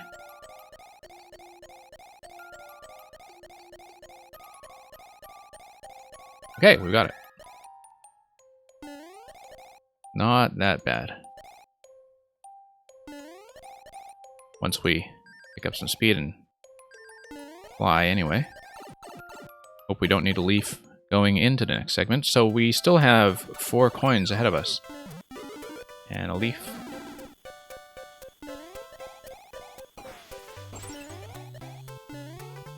Ah, ha ha ha. Okay. That was bad. What is this even for? Okay, so we do need a leaf over here. So we need to survive with a leaf. Okay. Clear enough. I'm doing alright, Creamy and Bummer. How are you? Thank you for Stormy with a chance of beetles. I assume that is going to be some kind of airship Night Stormy level that has a chance of beetles.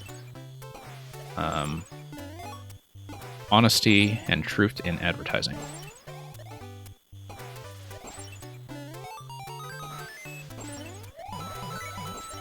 Sure, let's whip that for no reason. And let's whip this. And we are through. Okay, let's boom some booms. That did not go well. This may actually be... Oh no, you need a key from him. So I am dead. I am dead without the use of a leaf. So. We'll do this part again. Not too hard. It's pretty gentle, you just need to be careful with bits that look easy, like that. And again, I only have one chance at its leaf, don't I? There's nothing from returning to this segment, so I will have to take a death here. For lack of a method to get through the column on the right. And you need to keep the leaf all the way to Boom Boom anyway, so...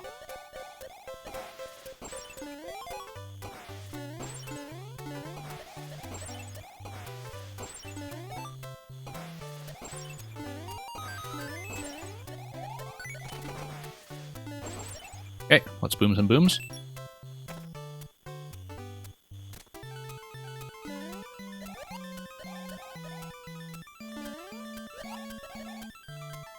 I mean, just a very simple, normal boom boom fight. Just one that requires that you not get hit, so... Ah! What do we say about not getting hit? Well, at least, about to say... At least we don't part a leaf, but here we are. THX. Providing us with the best in surround sound.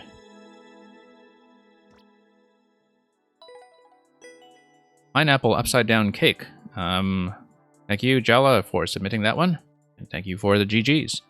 That is a very fancy set of... Oh, I see. Ryukar and the Beast GGs. Thank you for that, Creamy Bummer. Glad you are getting plenty of GG value out of your subs. Let's see what's next.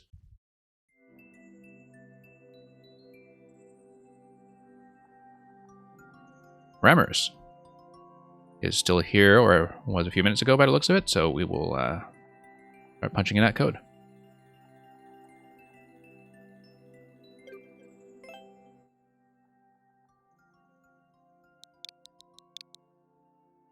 $2DK.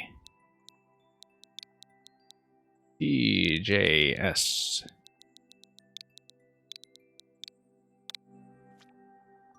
LJF. So. Aerial hammer time. Must not get hit. Keep hammer at all times to proceed. Hammer at the P. Okay, haven't seen a hammer level in a while. We will hopefully not die too much to the time lag that comes from trying to dash in a hammer suit sometimes. Builder suit, rather. Hey, would you be interested in another troll or not? Bull, I'm going to be closing up the queue soon anyway, so you're free to just put that at the end, and I might just, I find that sometimes when I get near the end of the queue that I sometimes need to rush through some things, but if things are ahead of schedule, I could also be taking more time. So, yeah, you know, feel free to submit, and it might be one of the last ones we do today, but I'll see how far I get. So. But let's get through everybody else who is here first.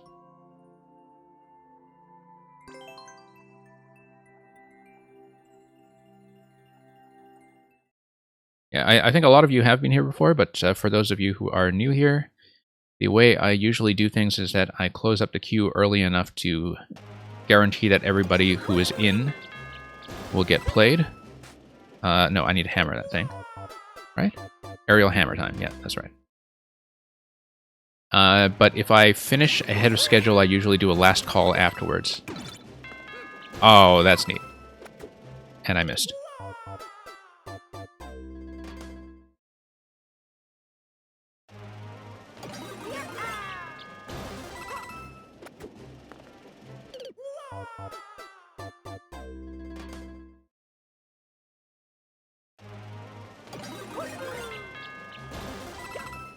I mean, losing all of your level codes other than your trolls may perhaps not be the best system of organization, but... Whoops. Oh, I see. Okay, no, I need to start triggering that when I'm at the marker. That is what I did on the successful attempt. So... because there is a little bit of wind-up time. That is very satisfying. Okay. Hey, let's see if anything is up a tree. Oh, our timing is slow. Beep, beep, beep. Let's wall jump up.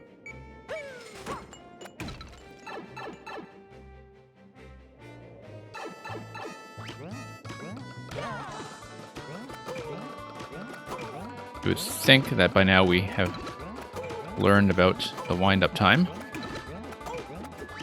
I actually just kind of... Oh, I don't have a stable surface, which is too bad, because if we did have a stable surface, I know what I would do, which is... In fact... Okay. No. I've got it. We're going to come back here. We're going to pick up a crate.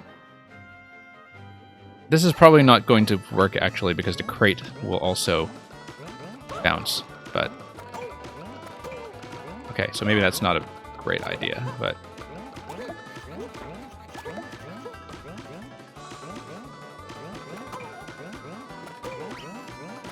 Okay. Cheese failed. Might have made things worse, actually. I think I need a stable horizontal position that is not hugging the wall completely. Yeah, just need to get into rhythm. Okay, let's break some of this stuff, because I just made things more difficult for myself. Let's squish this guy.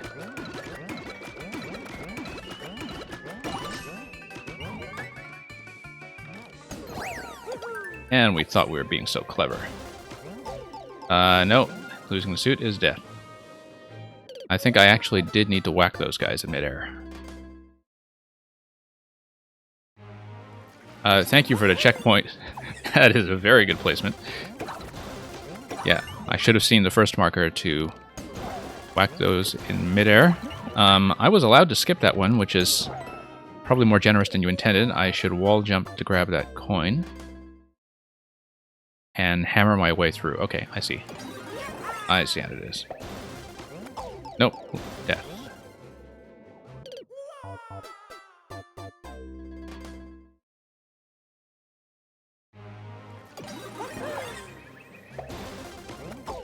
Nope. Death. Again.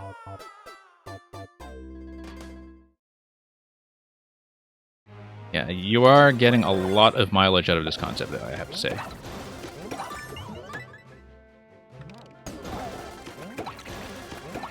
It's really nice to nail that timing. Nope. Wall jump.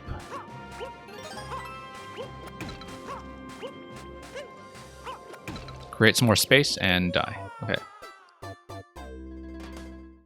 I think that is the correct method, though. Can't see it being anything else. Whoops. I did not need to hit the jump button there. The mushroom platform will do its work. The arrow was kind of telling me not to do that anyway. Timing's a bit off.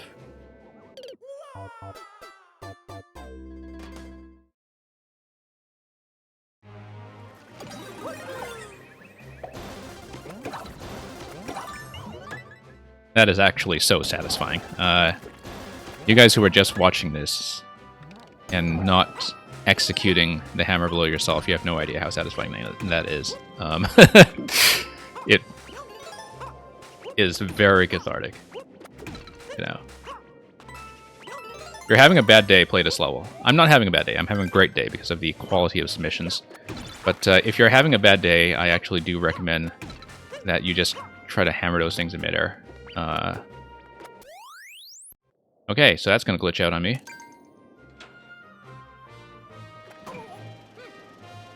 We're going to... Now, no, I can't just duck under and cheese this. So we'll just go through. Oh, good thing this is not based on a clear condition. Oh, no, that's not the flag anyway. That's just a... We're a long way from the flagpole. We gotta... Oh. Okay, no, I should have pulled to the left. Because we need the hammer to blow that little spot anyway. So let's just die and get on with it. Okay, respawning the checkpoint correctly pertains to toggle it on, as with the last time we were here.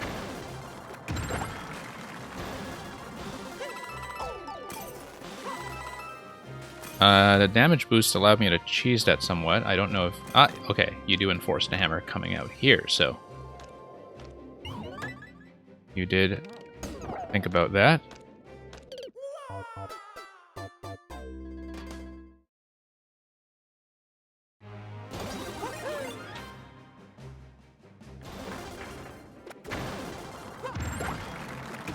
Hey.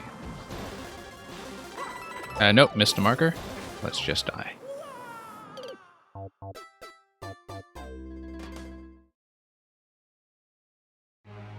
See, the thing is, usually with the builder suit, the massive wind-up time on the hammer is a liability. So the fact that you've turned this into a playable mechanic, and indeed a pretty decent playable mechanic, is something that is worth recognizing, I think.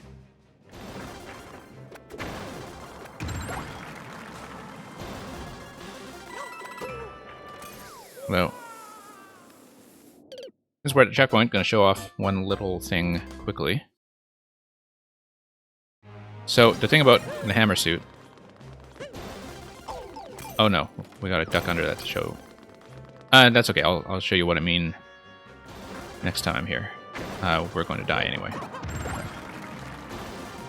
know what? Going to not respawn that hammer because it's a power-up, and power-ups don't do that. We'll just die.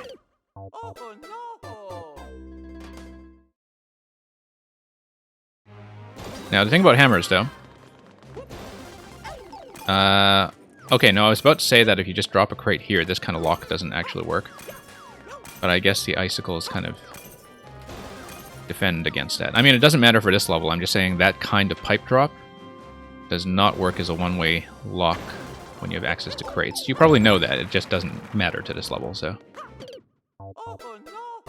And the icicles do offer a bit of extra protection.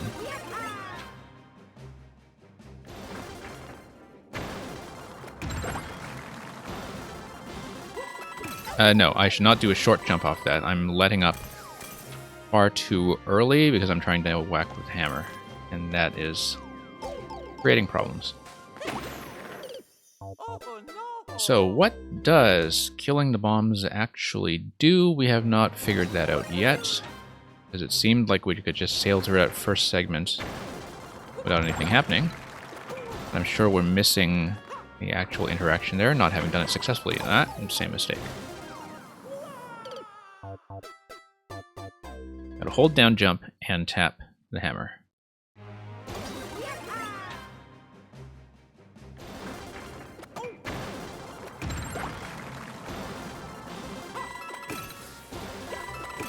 Okay, there we go.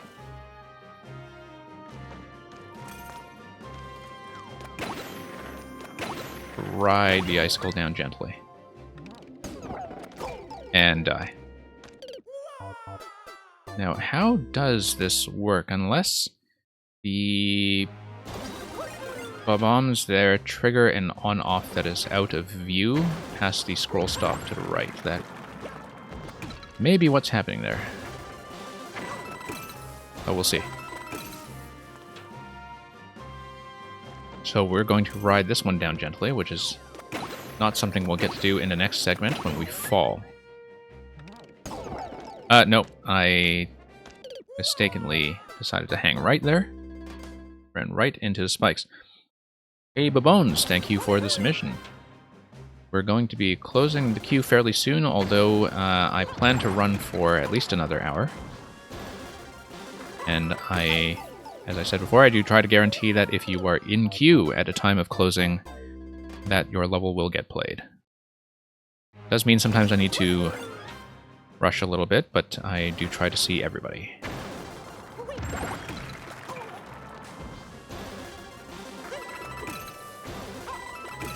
Okay. ride this down. We gotta fix our timing coming into this segment. Okay, no. When I was trying to wind up with the hammer, I hit the spike. So that seems... I'm doing something wrong there. Whoops. Bad timing. Thank you for Skyscraper Tsunami.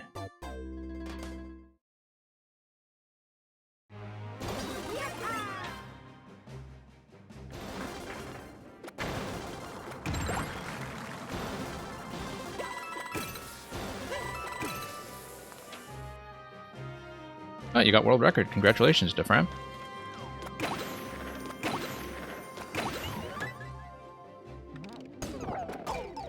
Okay, so I am too late on the hammer, I think. I wonder if my facing direction has something to do with it, because I'm finding that when I'm winding up with the hammer there, I am hitting the spikes, but it may be that I need to wind up when there are the mushroom platforms to the right, so I don't collide and get pushed to the left, I guess. That may be what's happening here. So, for example, like... Well, I'm on a dash panel, so I can't try it out here. So, for example, when I wind up, so you can see how if I'm pushing against something, it bumps me back. And that is what's killing me on the way down that wall.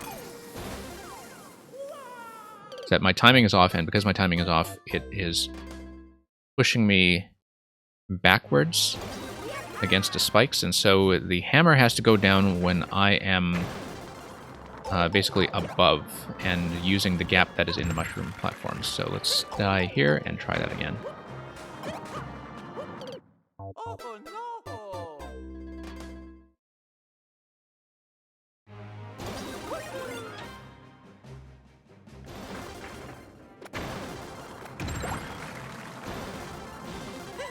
no. Too late.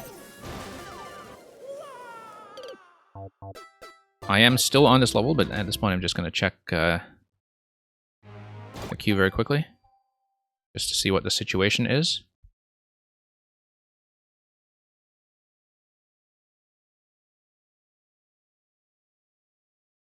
Okay, so from the queue we have 3 online, 5 total. So... yeah, okay, I'll probably close up as soon as I've cleared this. Possibly earlier if I'm taking too long on this segment, but as I said, I will be here and playing for at least the next hour or so.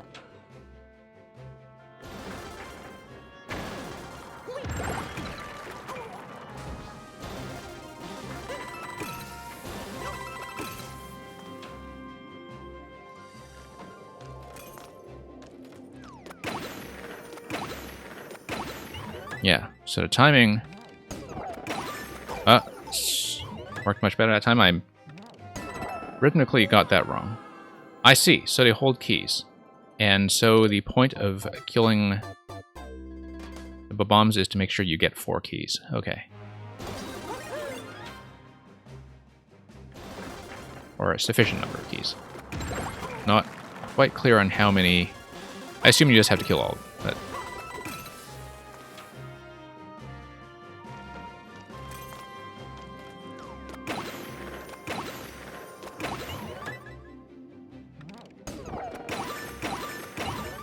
Okay, so we got 3 keys there. 1, 2, 3.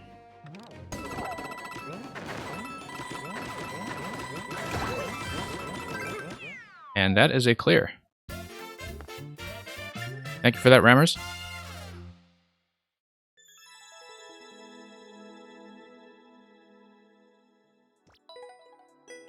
Yeah. Great concept. Like I said, it salvaged the worst part of the hammer suit, which is the wind-up time, and turned it into something quite interesting, so... at this point, before I punch in the next code, I am going to have last call. So we currently have 5 in a queue, but 3 online last time I checked. I will be, as I said, playing for the next hour or so. I'm going to close up in a moment, so if you're not currently in queue and you want to submit one last thing for me to get through, please do so now. I'm going to punch into next code, and then I'm going to close up.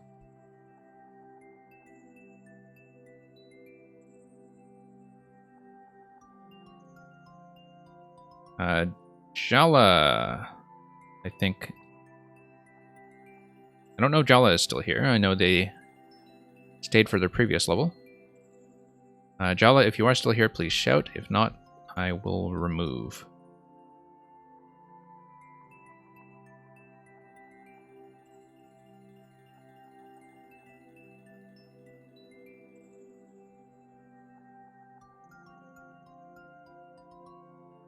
Deframp, you are definitely here, hanging out, getting world records, but if you want to confirm your presence in chat, that would be appreciated. I do see you, though. So I will start punching in your code. When I am finished, I will close the queue officially. Last call.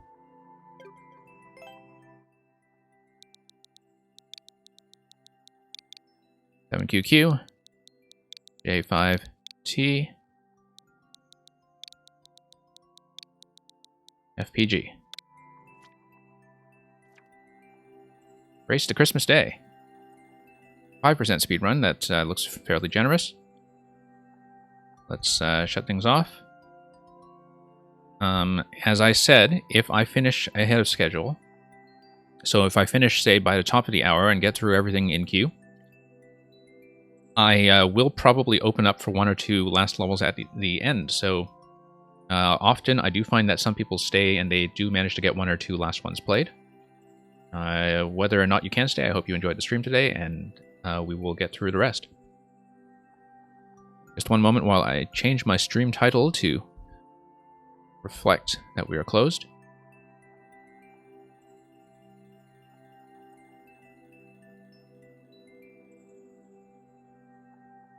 And we will race all the way to Christmas.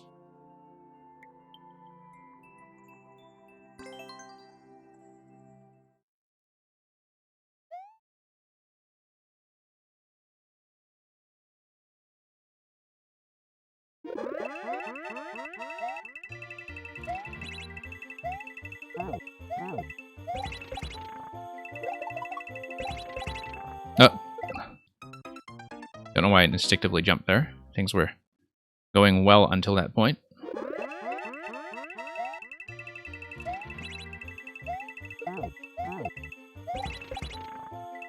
I don't see why we're in such a rush. There's plenty of time to shop until Christmas. Whoops. That is a jump if I follow the coin trail. Sometimes if there are a lot of coins, I mean, it's very clear that this level just tells you with the coins where the trail is supposed to go. Sometimes when there are a lot of coins continuously like that, it's very easy to just lose sight of the fact that they are a trail to be followed. Because they just kind of blink at you the whole time. That's okay, that's not a problem, that's just the way I'm reading it. I think this is a pretty gentle level, so...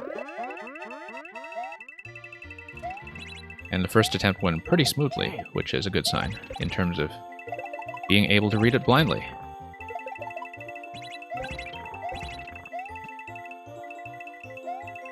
Whoops. Didn't get enough height on that jump.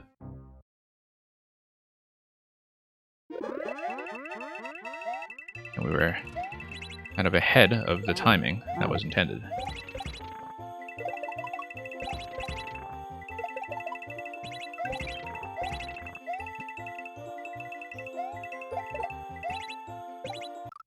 Yeah,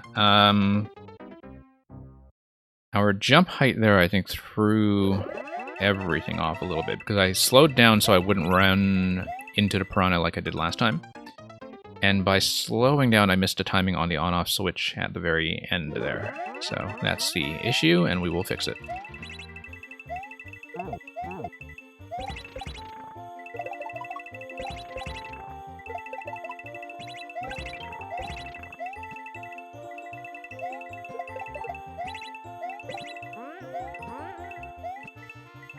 Yeah, losing a bit of time there, but... Oh.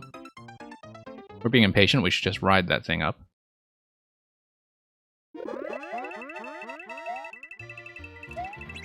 Speedrun levels have a way of making you get in the habit of being a little bit twitchy.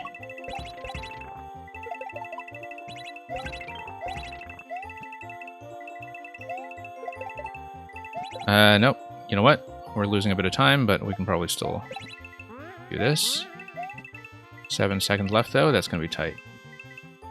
I assume it will just be a slide to the goal. Okay, up throw. And yeah, that's fine.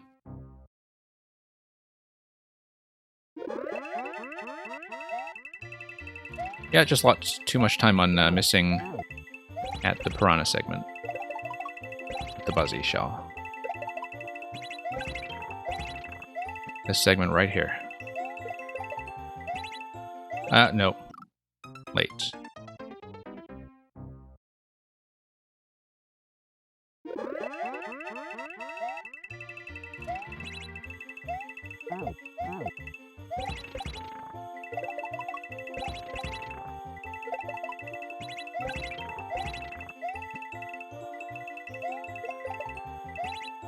No, nope.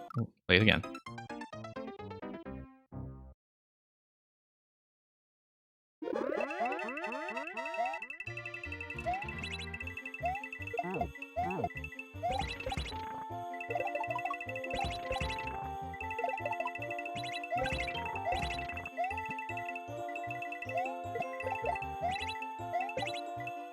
Okay. Didn't quite need to take the springs there, but we'll see if we actually have time to finish this out. Yeah, it's not going to be a record by any means. I do appreciate a little heart at the end.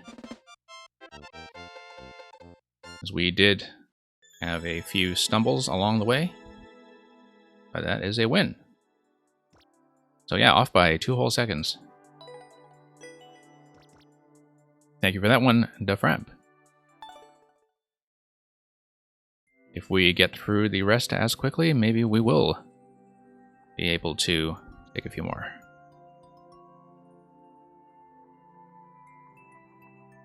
Creamy Bummer, you are here and next.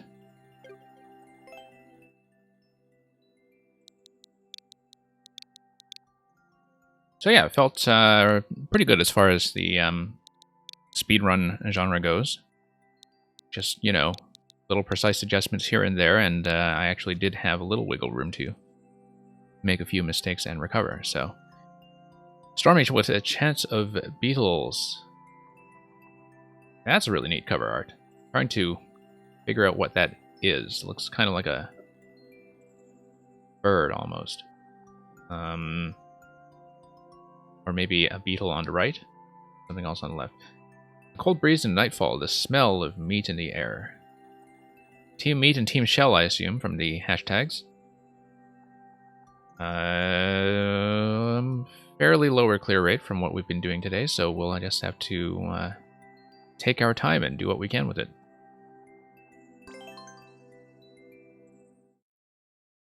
Probably good for this level that the last one was fairly short. I can take my time to figure it out, hopefully. Oh, nope, got to land on the indicator there. And we have a shell coming from above.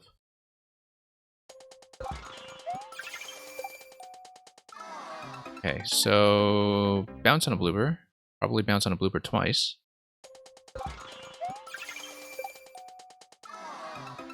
Because if you release it from the right side, it probably should give you a second jump on the left side, right?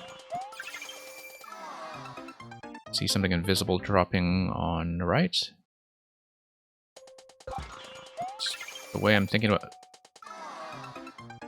this is that if I get a second bounce on the left, I should be able to pick up a shell. But I may be totally misreading what I can do with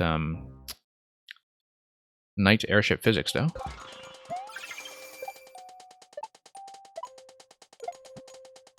Okay. Double bounce on a blooper, grab a shell, shell throw, and shell jump off the right side.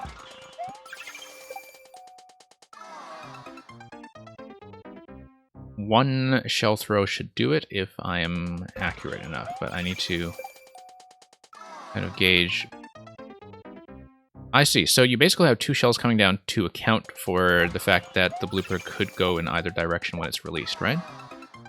At least that's how I'm understanding it. Unless, no, you pick up the upper shell and you bounce on the lower one, and then you throw.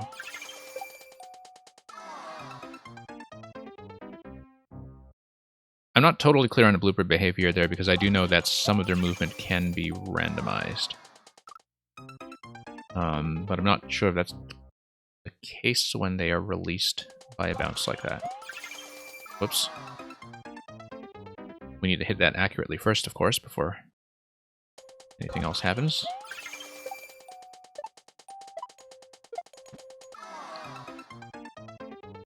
Okay, throw it to the right, and then we'll want to bounce pretty much instantly off of that.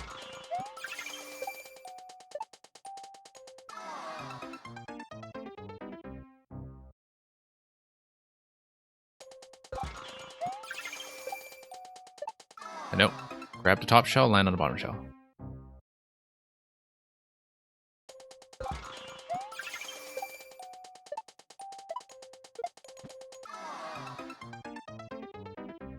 Okay. I feel like that is probably a late release in that we need to release that on our way up in order to have a chance at bouncing on top of it another time. Okay. Grab the top shell, land on the bottom shell.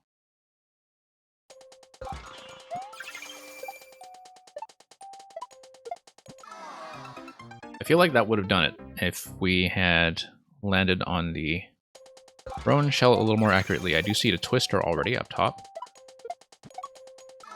So a little more height will do it.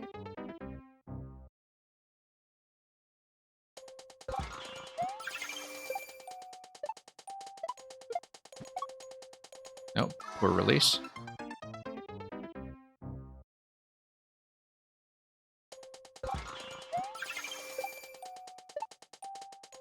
Yeah, it seems like I really do need the blooper to go right in order for my pattern to work. But I guess maybe landing on the right side of it as you indicate with the MTP block does get that to behave a little more reliably.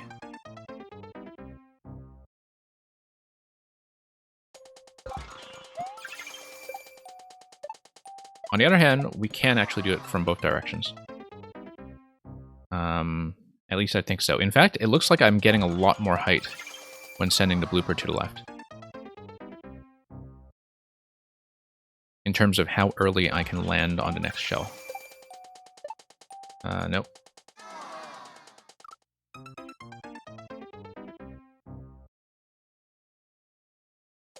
Okay, so...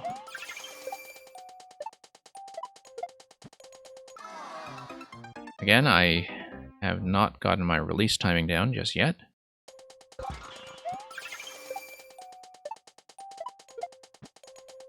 That's way too early, I think. I should be releasing later and closer in order to get the jump.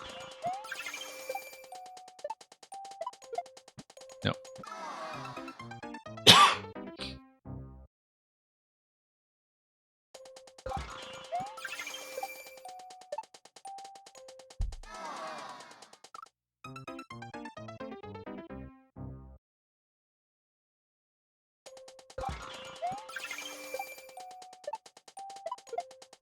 No, that's way too early. Release later and closer, and I need to kind of catch the arc of the shell on the way down. That's a little closer to what I need, but probably won't give me the height.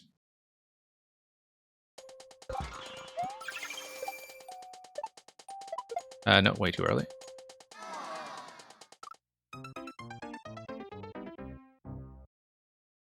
Yep, just a lot of little adjustments here. That's way too late. As you can see with it sailing over my head now. Just need to find that pocket of timing for the shell release. Too early. Feel like I should trust the indicator a little more than I am. But yeah, I'm just not making the second landing at all, really.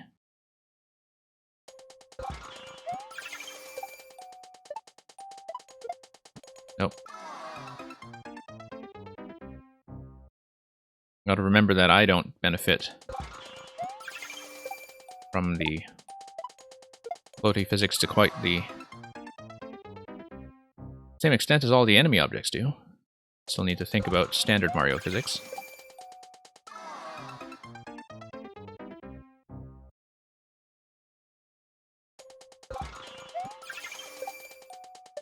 Nope, didn't expect it to go left that time.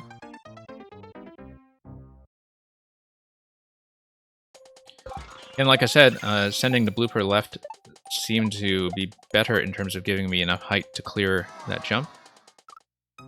Because it gives me an earlier landing on the shell coming down from the left side. But I'm not yet sure how to get that to behave reliably, because even when I'm kind of following the indicator and trying to bounce the blooper to the left, it's not consistently doing so, I think. But we'll see if we can get that to behave.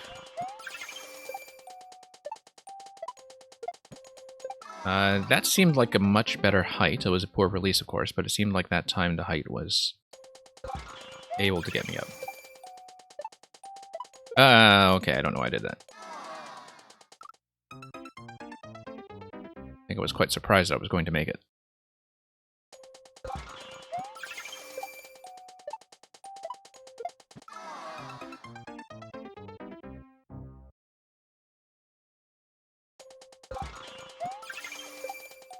Well, 0.28 rate on this level, it can't be that bad.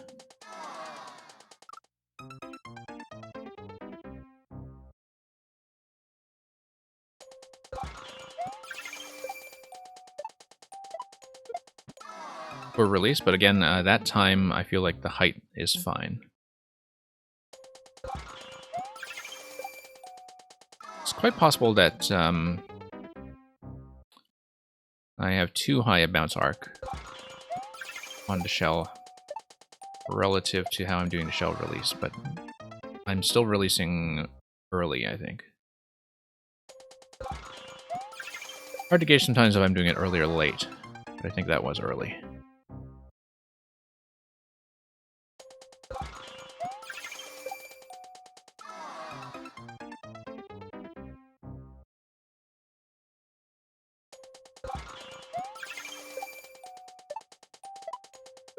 Nope. I was surprised I made it.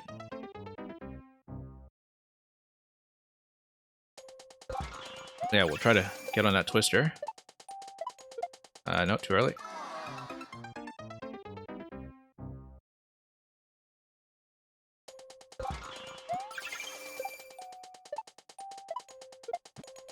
Too late.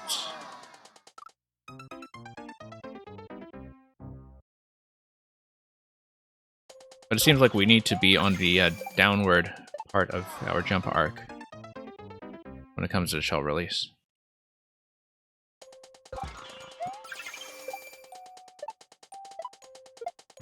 Or not.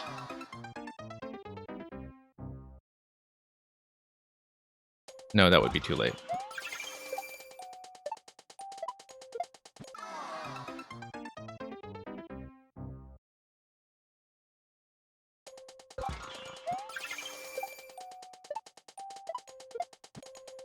Yes.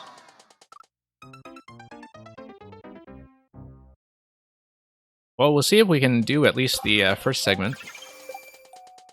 Doesn't seem to be going too well so far, in terms of understanding how that topmost jump is going to work. But we'll make a fair try at it. Oh, look, we actually did get on Twister at a time. We just flubbed it afterwards. That's progress.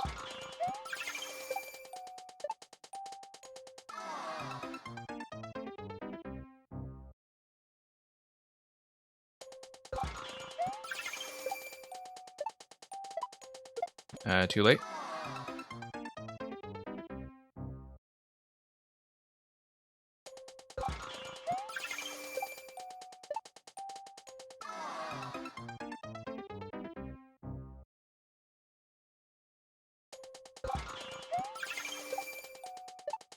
feel like the throwing indicator maybe only works for one particular direction from the blooper and not the other. So I just get the sense that it's way too far for this pattern, but I don't know enough about shell throw physics to make a proper judgment of that.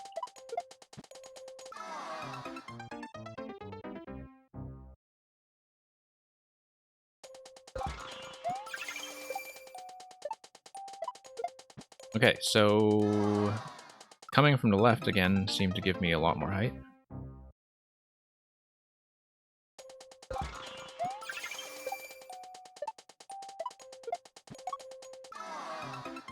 Now I do know that if,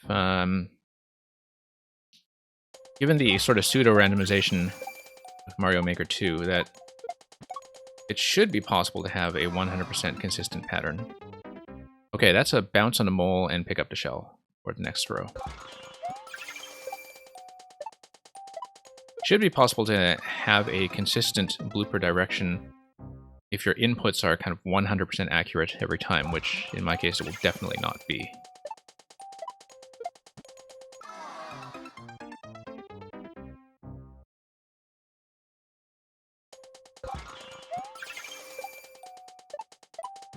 Oh, that was a nice bounce.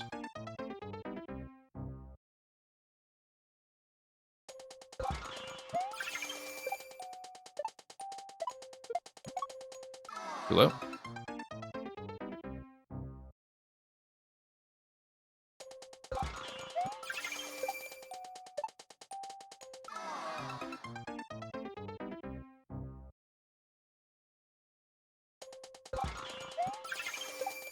Okay, we'll see how we do. I'd like to at least try to get past this segment and get to the next shell throw, possibly to a checkpoint, but we are making some minor progress. We're just very inconsistent. Sorry, Creamy Bummer, links are blocked in chat, but I, like, to me, the method is not the issue so much. I mean, maybe a clear video would help in terms of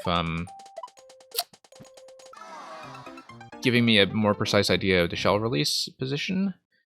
I feel like I can get past that. I've done so a few times. But for me, it's just kind of executing it precisely. That is the barrier, more than understanding what I'm supposed to do, I think. Okay, thanks for the whisper. Yeah.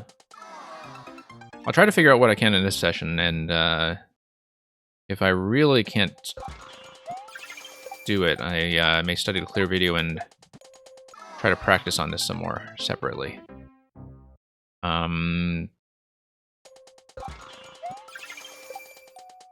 Or I could pause and take a look, and I just...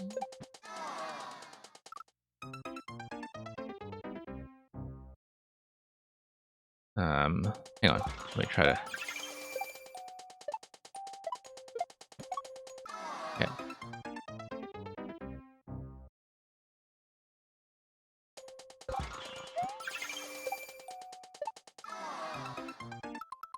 Okay, 1 second. Thank you for the whisper. Let me just take a peek. I usually don't try to spoil myself, but I feel like the jump position would actually help here.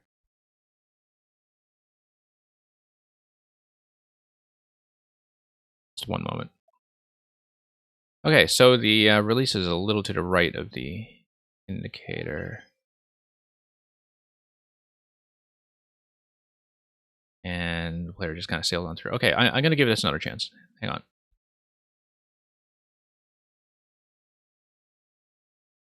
Thanks for that. I might watch the whole thing later. Oh,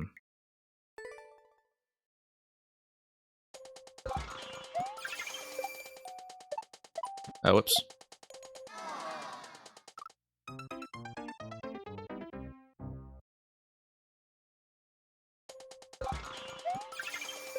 Yeah, it kind of helps to know where I should expect the shell release to be, but...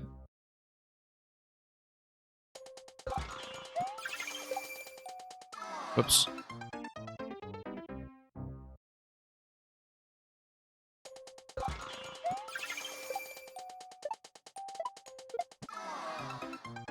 A little late on that.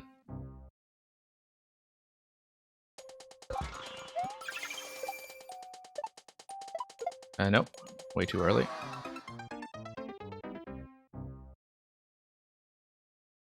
Yeah, I'll try to get past this first hump at least once more. I may have to call it after that because this is a little beyond my ability to do consistently, although, I mean, I might grind it out and practice it.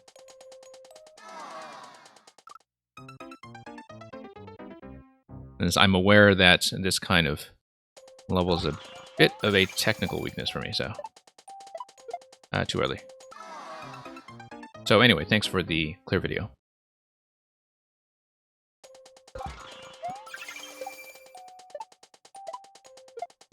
Nope. Not being very smooth about it.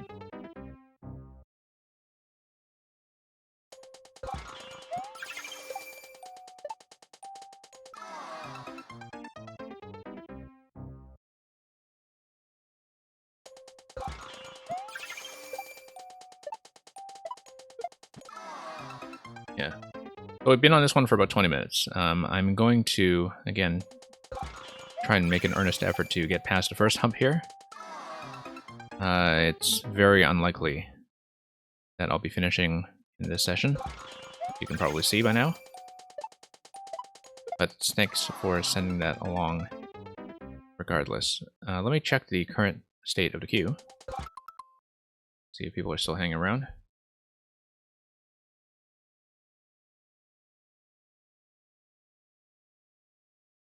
And yeah, it looks like B-Bowl is still here, so we'll, and they said that they were sending me a troll level as the last one, so I do want to leave a little bit of time for it. I will pass on this one for now. I think the setup in the front portion is pretty satisfying, so I'll just give you a like as penance, although I have not seen enough of this to know if it's actually a good level. But I will watch that video, and thank you for that, and maybe I can beat one of yours eventually. So let's mark that as a loss for now. And thank you for the submission.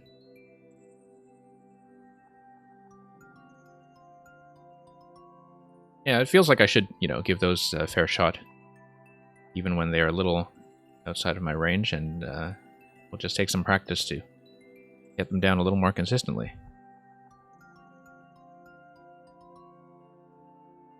Hey, B-Bowl, I did see you still in chat. You might want to give me a shout to confirm. I'll start punching in the code for what you said was another troll level.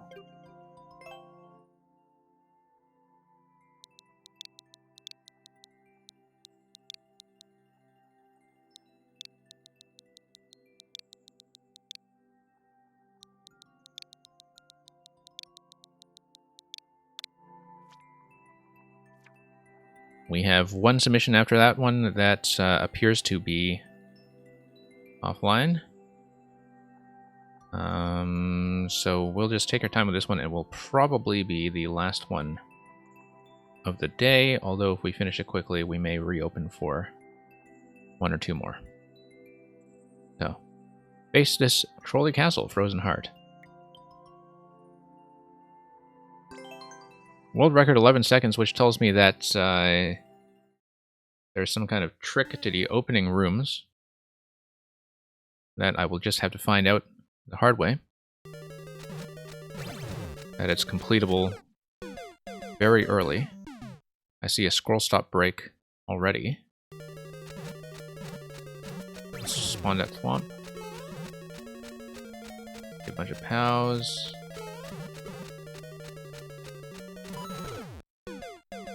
Okay, I see. So we probably just need to be careful with that jump block.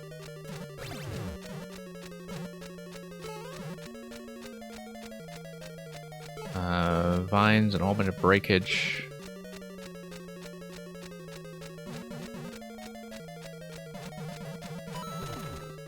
Okay. Managed to dodge it that time. And...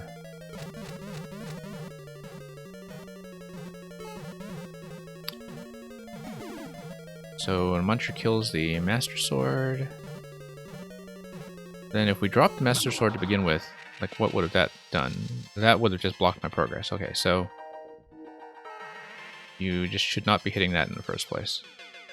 Skip the Master Sword, let the Muncher Rush it and run through. We got it. So the on-off state is set to off right from the start. We'll skip the P-switch. We'll let that muncher come up. Will it? Guess not, we didn't trigger it. This is where the blasters spawn. You can see the little indentation.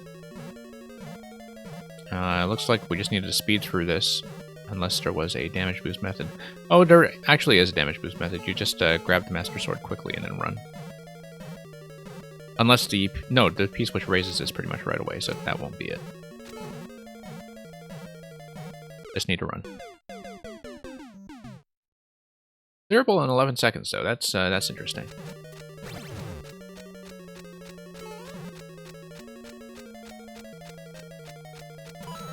So there is some kind of early secret to this.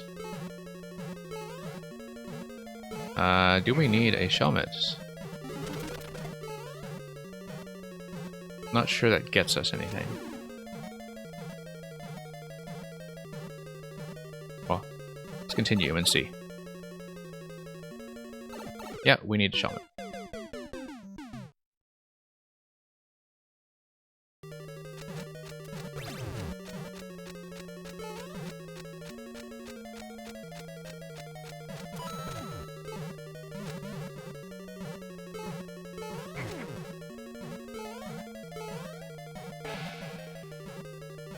Okay, so the presence of that trampoline means that we will not have to worry about a second trampoline spawn.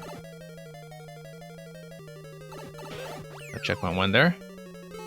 Got what looks like a pipe there, or at least a safe platform. It will not be true of the one on the right.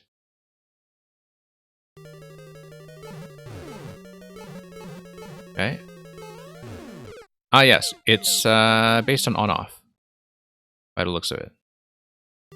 Because when we had a death, we reset the state to on. Not previously the case. Muncher Crush? Thought so.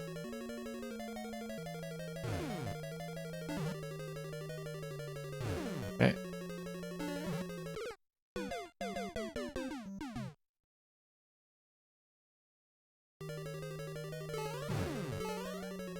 Wonder what happens if we just double back with the on-off state. As it is, though. Because that does change the level somewhat. We know that we have a different on-off setup now. If that affects anything. Going to enter with the on states. Guess not. I think you just need to be fast and get the door quickly.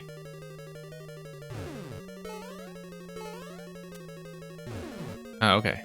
So that is timing based.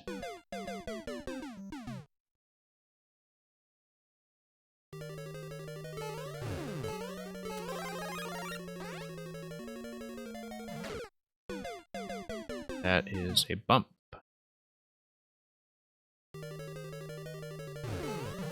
It doesn't look survivable, given how the trampoline just kind of pushes you right away on your way out the door. That doesn't look survivable at all. It looks survivable if you are small, because the trampoline is only on the top half of the door. If you're small, you should drop right under that. And...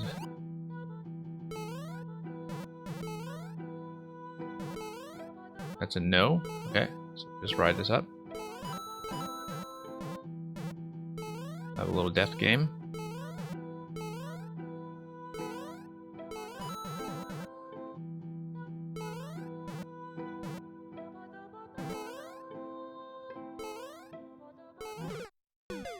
Okay.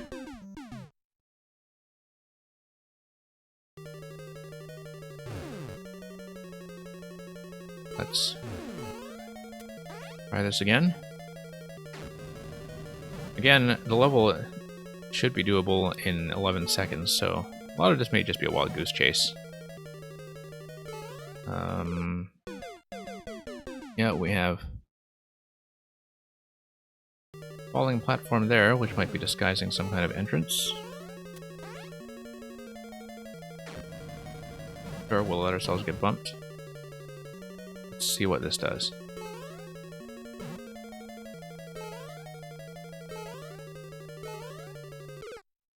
Okay.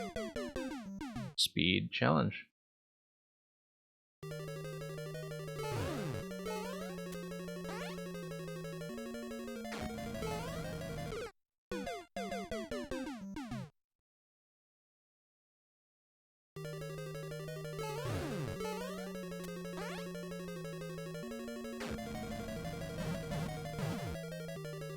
Okay.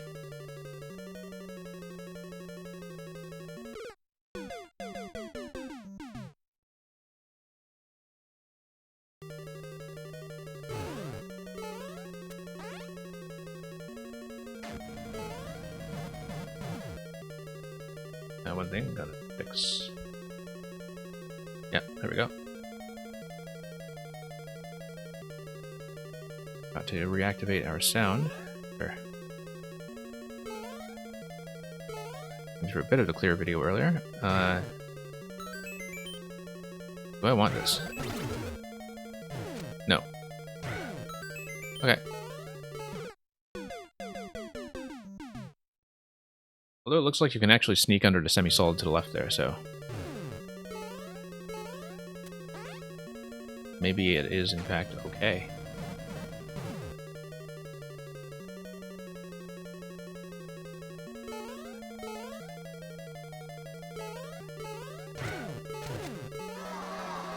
Okay, yeah, we do need to hit the on-off. So, let's get down to this warp zone here. That looks like content, though. So, 11 second clear, huh? Huh. That is suspicious. Very, very suspicious.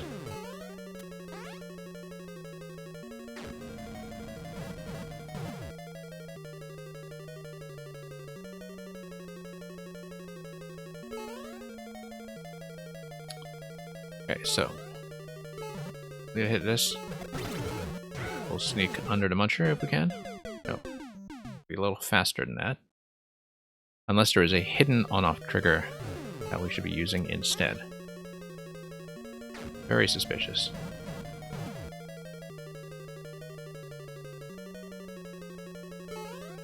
Oh, whoops. We know... well, the sound effects are giving us a big awe when we get in there with the on-off state set to on. Don't know if we can actually trust that, though, given that there did seem to be a number of pipes beyond that point. Okay. Interesting that you would want the on-off state to on in order to drop down the right side anyway, so there is some kind of hidden toggle. Let's explore.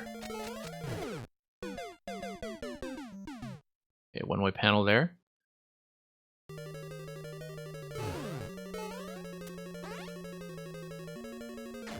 No, I think this is correct. But we'll take a look at that one-way panel when we get to it. This one here. So there's a one-way panel that's facing left anyway, so triggering the on-off and opening that passage, even if we did make it up here successfully, would not do anything useful for us. I don't know what this says. Oh, hi, maybe? Or OI? Oi? Okay. We've got 3 pipes here that we haven't checked yet. We've got a muncher there that fires at the claw. So, possibly we just need to go fast. Nope. Possibly we just need to dodge it entirely and drop.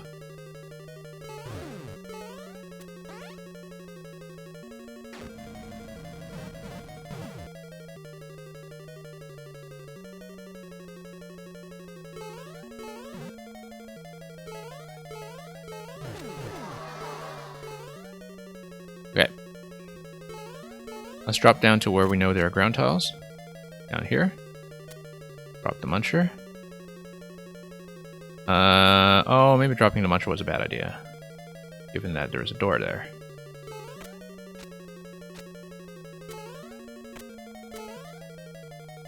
Let's see if we can do anything with that spot here.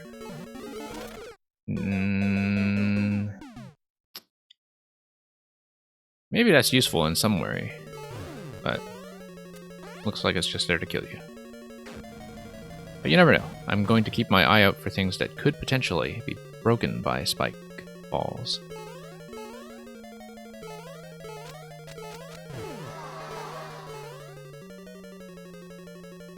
We'll drop down. Drop down quickly. Okay.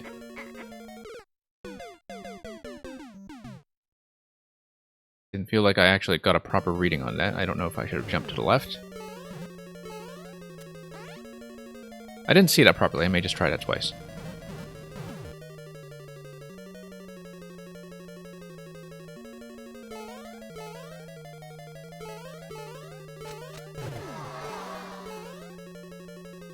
Yeah, let's give that another go.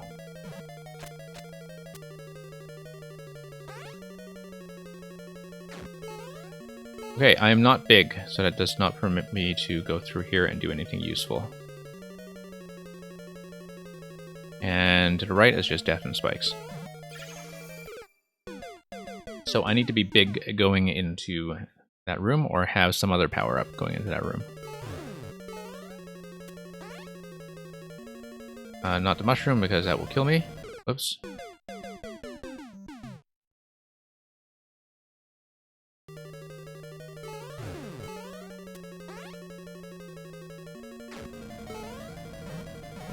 Whoops.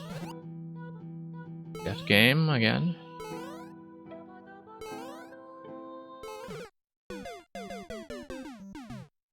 Yeah, at least a death game is easy to do reliably once you've seen it. That really makes things a little more manageable.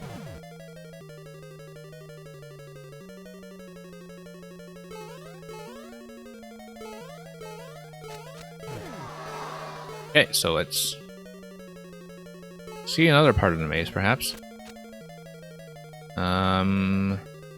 As far as the spike block goes, I can see it potentially breaking this thing. And if it breaks this thing, and you do a kind of two-way thing where you go right in the pipe and re-enter, that might be spawn blocking something. So let's pop the spike ball and have it... Oh, okay, maybe not. I was hoping that the spike ball would come down and break this square here, but perhaps not. Nothing in here, okay. So there is something that we're just kind of missing as far as a power-up or form of protection goes.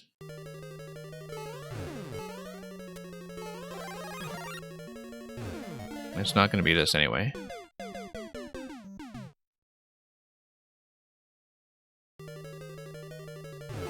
Moreover, I think the on-off state definitely matters. I almost feel like we should start from the beginning so we can just have the on-off state in off and see if anything differs when we redo this stuff.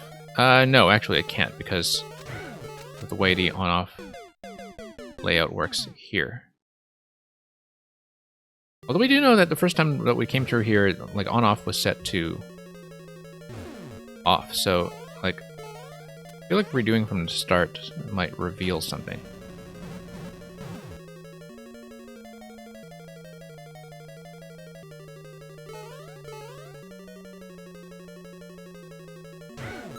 Okay, that's just a one-up.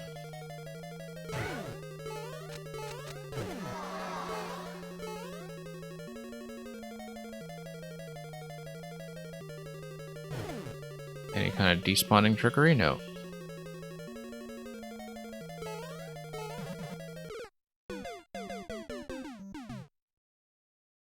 Okay, we're going to start from the start, just to check something. Just to check. Okay, on-off state is set to off.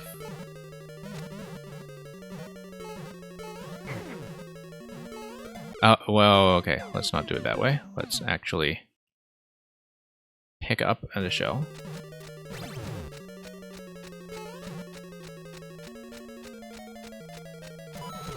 Oh, whoops. Look at that smiley face in the screen, smiling at me. Whoops.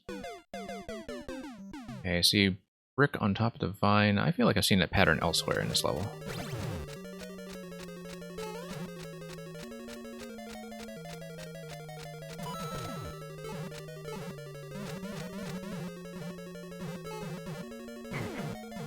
Whoops.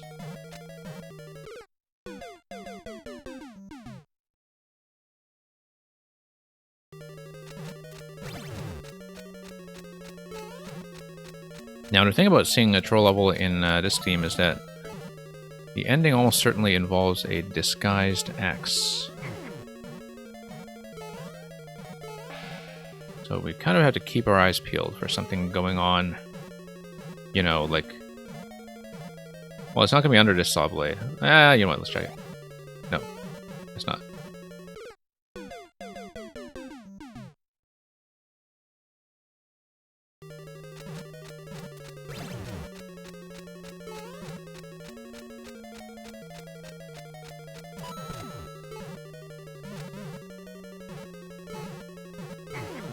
The other thing we haven't done is let that P-switch expire. We know that the P-switch raises the bullet blaster. We don't know what else it does. Other than destroy the Master Sword. In a crushing position. We know that running through here hits the saw blade. But arrives at this point in the level with the on-off state set to off. So let's see what happens when we go through here. As off. Let's see if the level resets anything without us knowing. Nope. By the time you get to this point, it is set back to on, and I think I heard that happen earlier with the Thwomp anyway, so... Okay. We just have to proceed as before.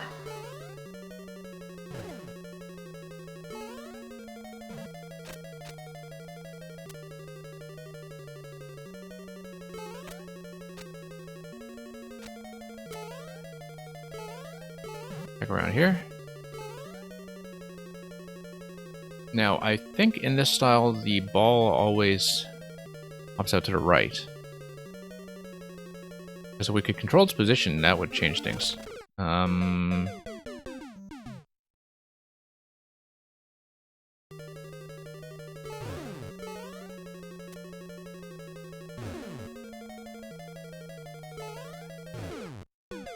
11-second clear, though. We're missing something already, for sure.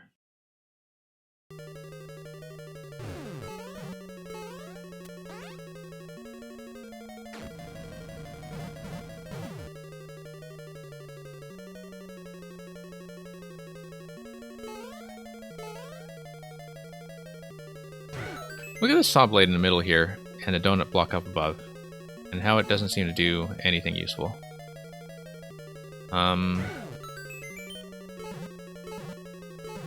Okay, this is a head bump against something.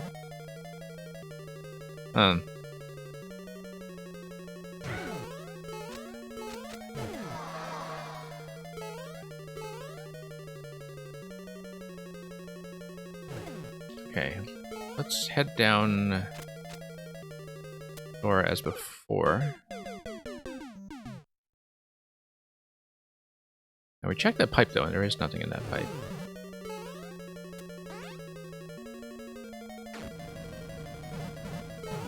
Okay, no.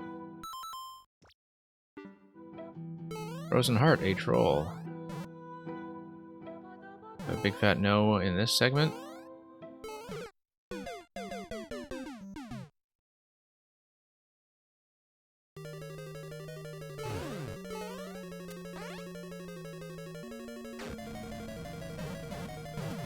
No, whoops. I was busy thinking ahead and watching other elements of the stage, not paying attention.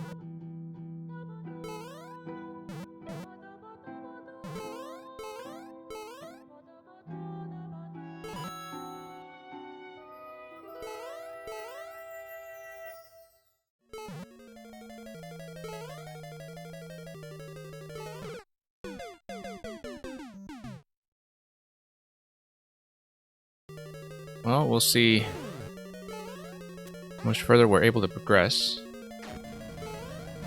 Definitely something we don't understand yet about the next room after this one.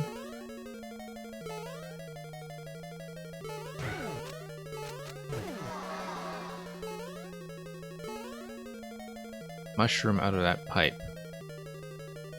Not that we can go down there.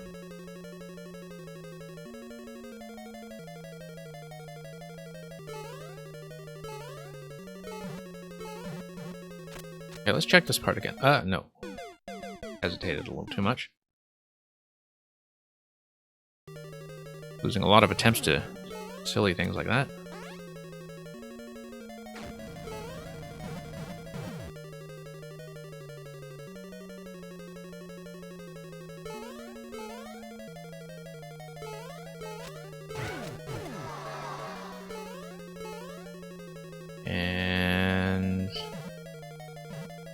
Let's just check this again to see what's going on.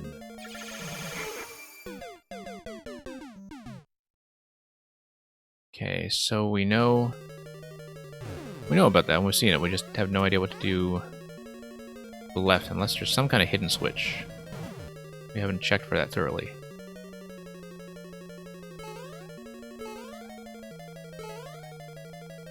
You know that we're missing a power-up, perhaps.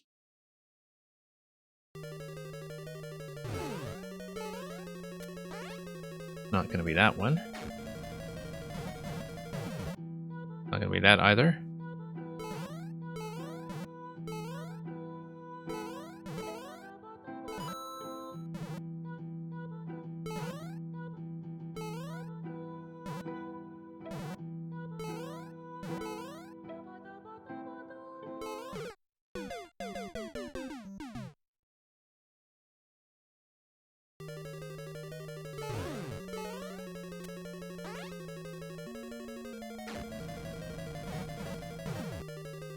And the 11-second record really does suggest to me that a lot of this is just a massive red herring now.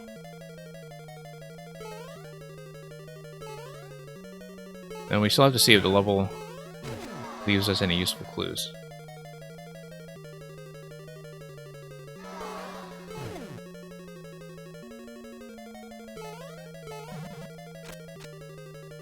Okay. We know the pipe to the right doesn't go anywhere. We know the spike block doesn't seem to do anything for us.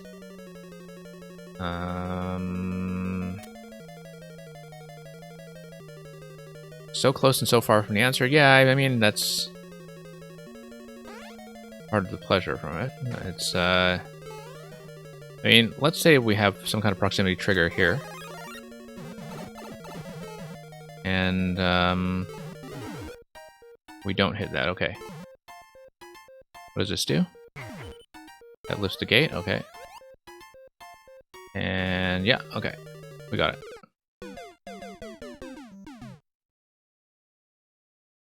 I have seen that kind of trick before.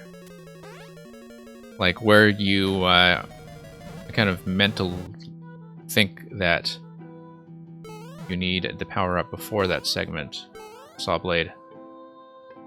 But you actually just need to sneak right up to it. I have seen that once before, and that's how I recognized that.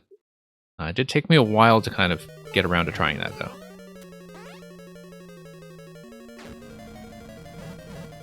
Because, yeah, I think, you know, psychologically speaking, it's the kind of thing where, you know, you kind of see the solution being available, and you're just kind of reluctant to try it until you've poked around with things that are safer and which give you second chances.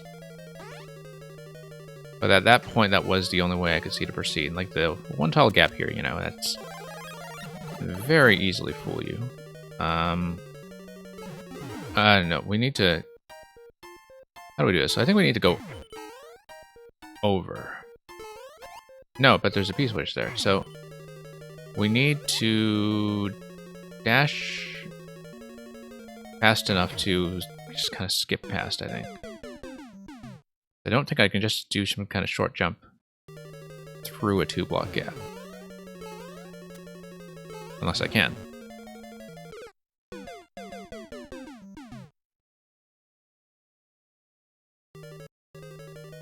But yeah, as a troll designer, I think you're going to get that a lot. Like watching a lot of players be very close, like you're very eager to perhaps give them a hint, but I can usually get by these without hints, unless there's something that I really just don't understand as an interaction, you know, like some kind of mechanic I don't know, but that is increasingly rare.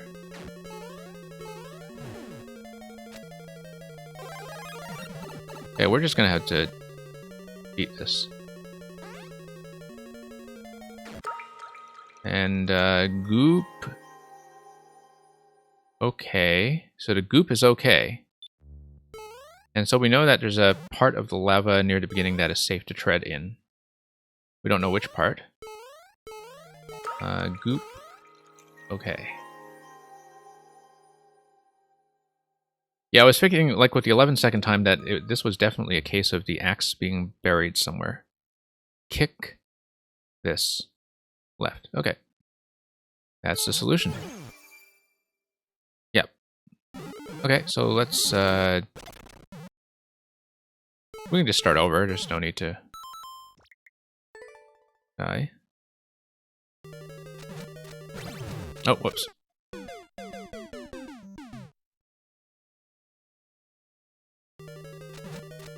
So presumably...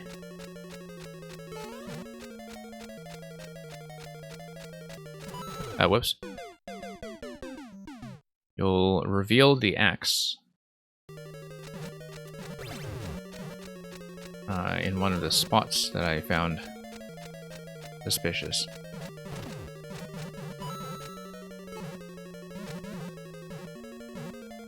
Like under this thing here.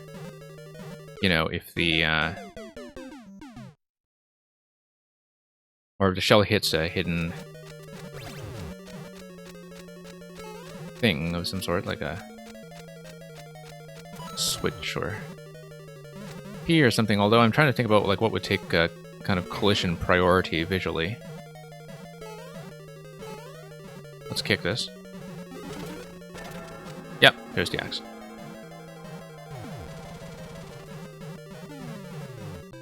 Yeah, so that's why you were saying I was so close, because I actually did accidentally kick the shell into myself earlier. Would have been quite spectacular if I had just discovered that accidentally. Yeah, thank you for that. And thank you for coming by and giving me multiple submissions today, B-Ball. I hope you do recover your list of codes and put it together again on your phone, so you have a mix of troll and non-troll submissions for me. So thank you for hanging out. This will be my last one today, because this is around the time that I close up. I typically run viewer levels during this same time slot on Wednesdays. I'm not 100% sure it will go this week, simply because we have some unexpected disruption. But that is my usual slot. I think... I don't know if you dropped me a follow already. But failing that, you can just kind of catch me when I am on, because I do try to put on a viewer stream at least once or twice a week. So... thank you very much.